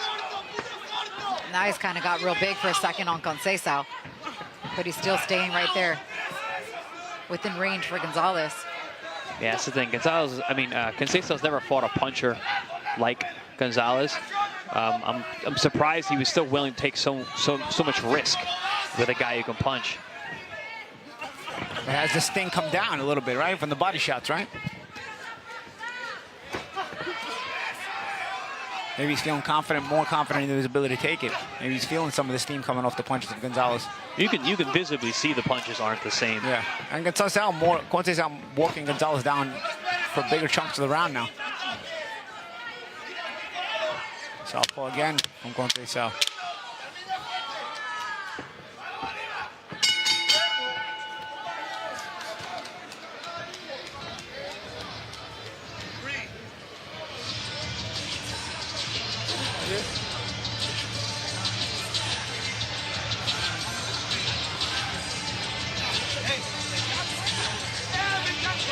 What do you think that adjustment-wise Johan Gonzalez can do to start winning himself some of these rounds?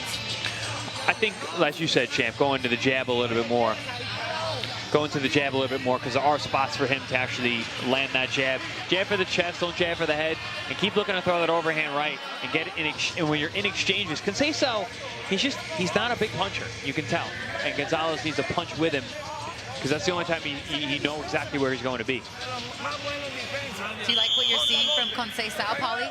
Yeah, you know, we got that wrinkle with the body shots this fight that we hadn't seen before, so he's, you know, improving in the pros. We're seeing some added things to his style, but also, you know, since getting hit with that uppercut, he's been a little bit more careful. Yeah, he's still rolling a little bit recklessly at times, but at times he's also, when he makes that move in that direction, keeps his left glove up. Yeah, he's still putting himself in danger. Like I respect that. He's still going for it. So we take a look at some of the total punches landed round by round. The advantage goes to Johan Gonzalez, 72-66. Pretty even there in that round 4, and then they've really just gone back and forth. And power punch advantage, surprisingly, the other way. Conceicao. Yeah, that I could say. I don't know how Gonzalez could have landed more punches. With that big of a disparity in the power shots. Because he didn't.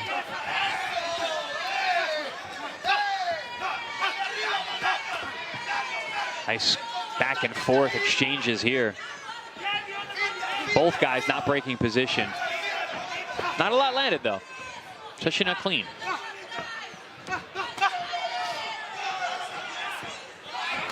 And we had a chance to speak to Gonzalez this week. Said he had a good training camp, had a lot of notice for this. That's one thing about ProBox TV. A lot of guys, a guy like Gonzalez often will take fights on short notice, but on our air, we like to make sure everyone is prepared and come and give their best effort. Gonzalez obviously in very good shape here.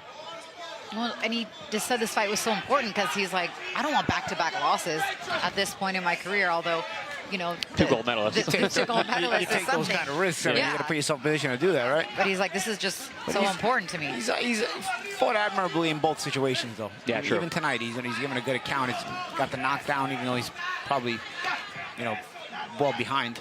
He came in on short notice against Lara as well. With the distance. Yeah, he did. I think Janibek was supposed to be his opponent, right right? hand there from Hebert. Basically the week of. Yeah. Oh, and went the distance. So. And went the distance, correct. Got dropped twice, I think in the first and the last round, but tonight he actually knocked the gold medalist down and is still very much here trying to win. Look for that shot there. There it is. He threw that one like a baseball. He did. Almost lined it up with the opposite hand, too, nice and then came lead over. uppercut there from Conceicao. There's that roll counter from Conceicao, still going for the roll uppercut. With the right hand. I think, Christina, you were calling for the uppercut a few rounds ago, right? Well, the way that Gonzalez was just crouched over, leaning in after he threw the right hand. Thought he'd be able to counter with that shot.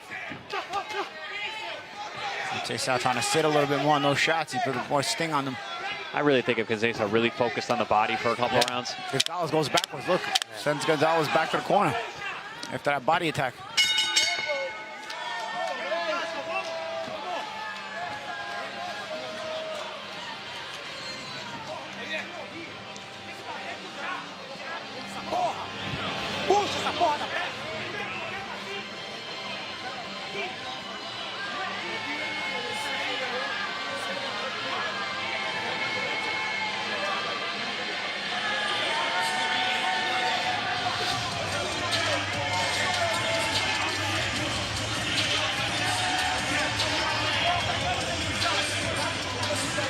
the Prudential Center in Newark, New Jersey.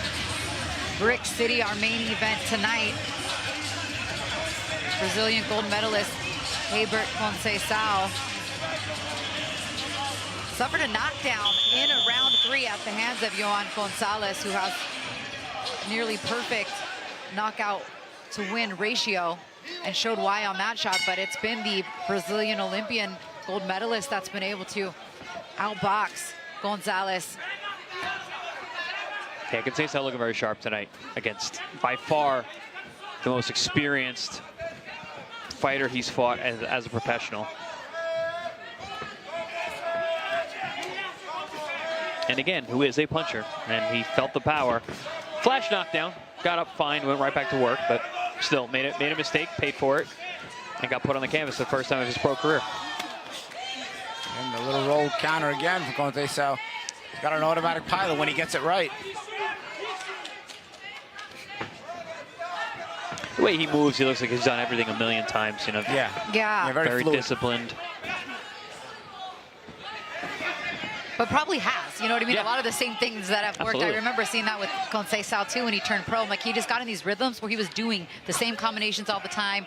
He was setting shots up the same way all the time, but it was working for him. He wasn't really turning his shots over that well. He was kind of slapping with his shots, but this guy's these long, successful amateur careers at the highest level. Tremendous conditioning on works for them. Hups and Conceicao as well. It's a good. That makes me thinking about these guys. The same last name, same country. Yep. Both Olympic gold medalists. And then Esquiva Falcao, like the Falcao brothers as well, who we fought both of them as amateurs and beat both of them too. Be careful there. And I think he split with Troy Isley, right? Or 1 and 2 with Troy Isley as a pro, Yoneli Hernandez, and Lester Martinez he fought as an amateur as well. All of those guys, they fought in the amateurs.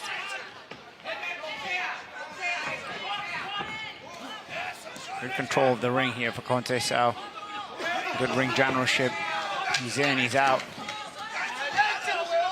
Showing all the wrinkles of his style. Gonzalez has been dangerous. He's gotten the knockdown of Conceicao, but Conceicao really, showing what's necessary to sort of guide his way through a fight. But you become more of a pro in a fight like this. It's kind of just in cruise control right now, though, it seems like. Yep. He's a master boxer. He's a ring general. It's also, he knows Gonzalez is probably going to go to distance, so he's not trying to overexert himself. He's looking to box him, outscore him, outclass him. Well, he is doing that. I mean, Gonzalez is still trying, giving a game effort, no question, but just outclassed.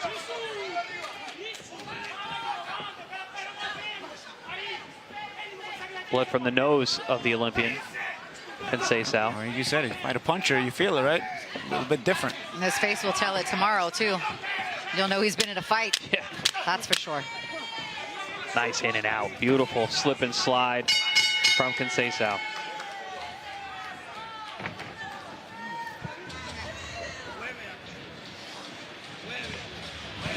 Nós vamos combinar. Água, nós vamos combinar.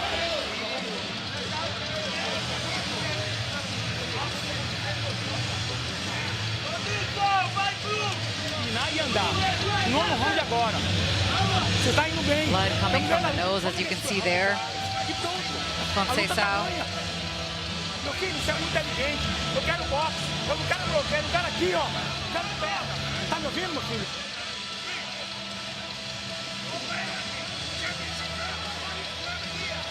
These are the kind of fights, though, that you need, and he's getting it in his 11th pro fight.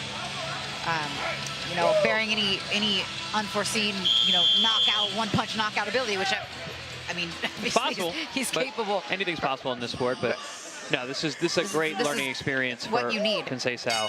Another thing about Conceicao is he goes rounds. He's not a puncher. And, he got 10 rounds in his last fight. He's been 10, I think, 3-4 times already. It's an 11th pro fight, so he's getting professional rounds and experience in at a very fast pace. Getting solid opposition as well, where you're learning. A puncher. Yeah, where you're learning. Also, not just learning the fight, but learning how to navigate your way through the 10 rounds. There's an art to that. Knowing how to win a fight Pace yourself. Which distance fight, yeah. a lot of times high-level amateurs have problems with. Yeah. When the rounds go up, Sure. and they're not used to going 3 minutes, Sometimes it's three what rounds. breaks. Yeah. What breaks prospects. Used to break a lot of Cubans back in the day. I always think of Diabelos Hurtado, who was so good for 3 rounds. But after that, was beating up Pernell Whitaker. Was susceptible to even be knocked out by Whitaker. Exactly. Oh, leaned right into that right hand from Conceicao. Gonzalez talking trash, telling Conceicao to stay there. Of course. Give me a chance. Quit moving. The ring's not that big. If Gonzalez would cut it off, he might make Conceicao's life a little bit more difficult. The problem is he doesn't cut the ring off. They're telling him in the corners, cut the ring, cut the ring. It might be hurt me in the... You can do that with more of those left hands to the body. Go ahead, Chris. He's been following all night long, has Gonzalez. And Conceicao is slippery, don't get me wrong. Good lateral movement. Push he and almost pull. timed that right hand, though. Some of those feints working his way in with the lead hand. Missed the uppercut there, did Conceicao. Aside from the body punching, I don't think any of the shots from Conceicao have really bothered Gonzalez. He has been stopped twice in his career. He's got 5 losses, been stopped twice. Yeah, you said he was down with Lara, right? Down with Lara twice. Oh, shot there, the tighter shots from Conceicao, and that's why he's able to follow through with a left hook after that right hand.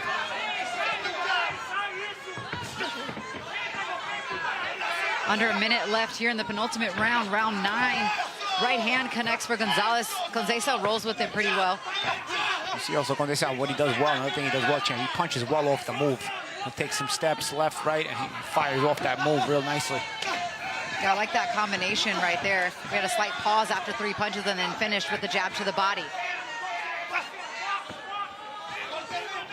Certainly watching a master at work. I mean, he's showing a lot of different skill sets tonight and doing it against a dangerous guy. But again, I think he's got to learn more to understand when he has a guy in trouble. Some of the body work definitely affected Gonzalez. I don't think Conceicao really knew that.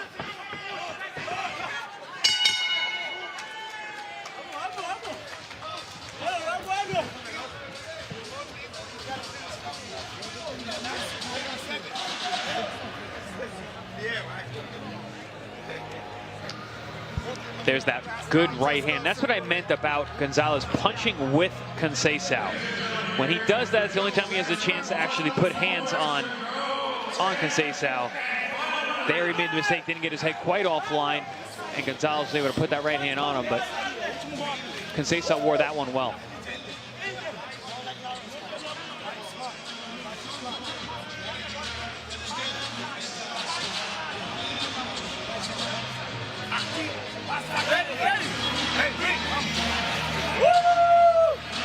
Yeah, Conceicao has been 10 rounds 3 times. This is his 4th time entering the 10th round as a pro, and only his 11th professional fight. Last time was in June of 2024 when he went the 10-round distance. No, last one was his last fight against Espadas. And then when he got hurt against Espadas. Oh, went down. No, yeah. Oh, okay.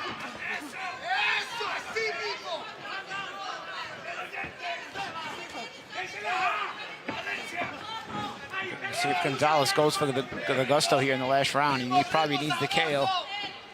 This will be the 3rd consecutive time, should this go the distance that Conceicao.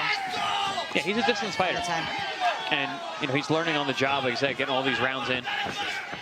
Oh, dig into the body. Conceicao holding his ground a little bit here. Yeah, I think he realizes he's going to have a desperate Gonzalez in front of him who may come chase him. So maybe trying to push him back a little bit, not to like create that momentum coming forward for Gonzalez.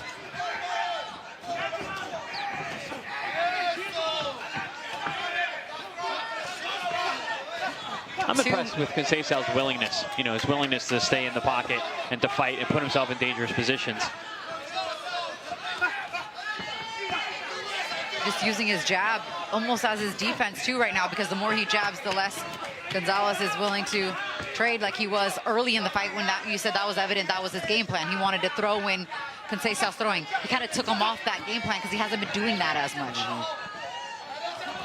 And just single shots, not the combination work that he was putting together either. Yeah, because he's got a dangerous guy in front of him. Oh, Gonzalez not throwing combinations. Yeah, and it's been pot shots. And Gonzalez not able to throw combinations because Conceicao's out of range. Exactly. He's in and out of range. Body shot again. But Gonzalez powering through. Not even cut off the ring. See right there was a good chance to cut off the ring. Doesn't do it. When you can punch like Gonzalez, guys aren't going to do you a favor and stay still for you. So you're going to have cutting off the ring. It has to be something that becomes a part of your repertoire, and it's not for Gonzalez. Conceicao looking to throw some punches and bunches here as we get under the last minute of this fight. A smirk on his face as he is confident of the work that he's put in. 10 rounds with the vicious puncher. 34 knockouts in his 36 wins for Gonzalez.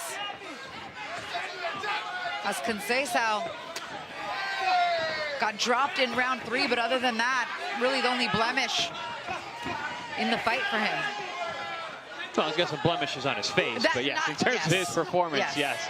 No, it's been a stellar performance from Conceicao. And this is what I was impressed with him last time in the 10th round. Still very active, good endurance, conditioning is excellent. A good shot to the body with the left hand as well at the 5-second marker here.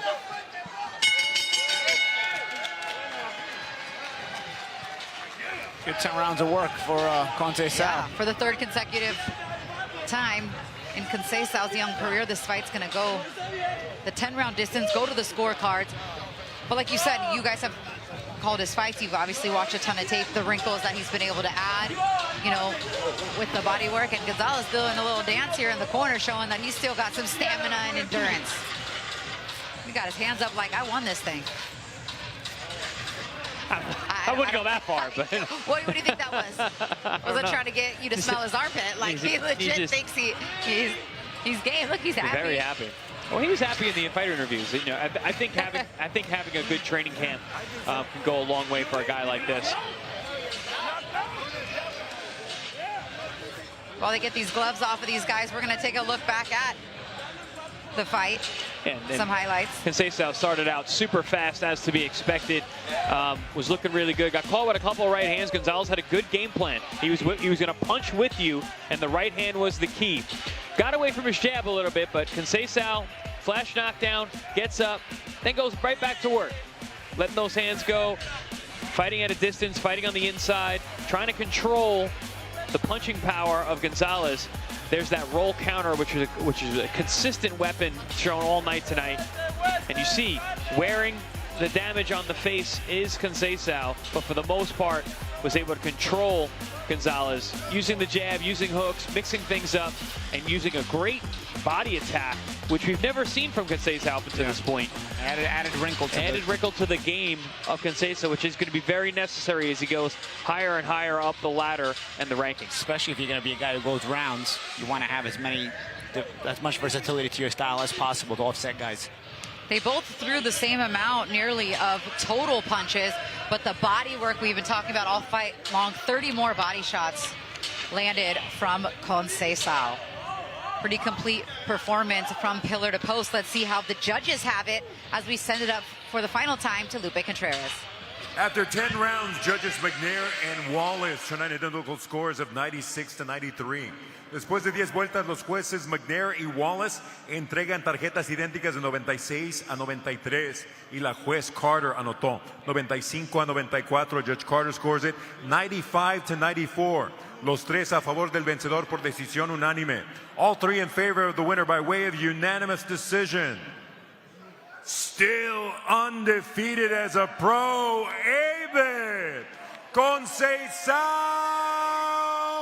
Sousa. 93, 95, 94. 96, 93 twice, I believe, in 95, 94. A lot closer than we kind of saw it here. And you see Johan Gonzalez, who feels like he won the fight as well. Well, this is the issue. A lot of times when you have inept judges, all they know how to do is see who's coming forward. So it becomes a battle of follow the leader. And you have honestly, it's a bigger problem in boxing than people talk about. Boxing has a lot of problems, so people don't talk about something like this. But Yeah, we don't have there's a enough time judge for problem. that. It's a judge problem. Like, too many judges just do the follow the leader thing. They don't know what they're watching, so they just give the fight to whoever comes forward. A lot of times, it's coming forward that's not even effective. You know? And tonight was an example of that. 96-93 is essentially 7 rounds to 3 with the knockdown. But 95-94, 6-4. How do you find 4 rounds to get to Johan Gonzalez? Yeah. How do you find 3? Yeah, well, they did. They sure tried. Yeah. Wow. I think aside from the knockdown round, I'd have a hard time giving Gonzalez another round. No, I agree. Thought it was a great boxing exhibition by Conceicao, and it's a shame that you have judges that don't understand boxing, because that's how you're supposed to box. That's the textbook way you're supposed to box. Well, Conceicao now is a pro, 11-0 with 5 knockouts. That's the 6th professional loss for Johan Gonzalez tonight as he falls to 36-6-0. Well, that's a wrap on our fights tonight from Newark, New Jersey. Tomorrow night, we're making the trek a few hours to Atlantic City here in Jersey for our main event. Vito Mielnicki Jr. taking on Omar Ulises Puerta. Scheduled for 10 in the middleweight division right here on ProBox TV. Hope you enjoyed the fights tonight from the Prudential Center. For our entire team in the truck, Paulie Malignaggi and Chris Algieri, I'm Christina Poncher. Thank you so much for watching. We'll see you right back here on ProBox TV tomorrow night from Boardwalk Hall, Atlantic City.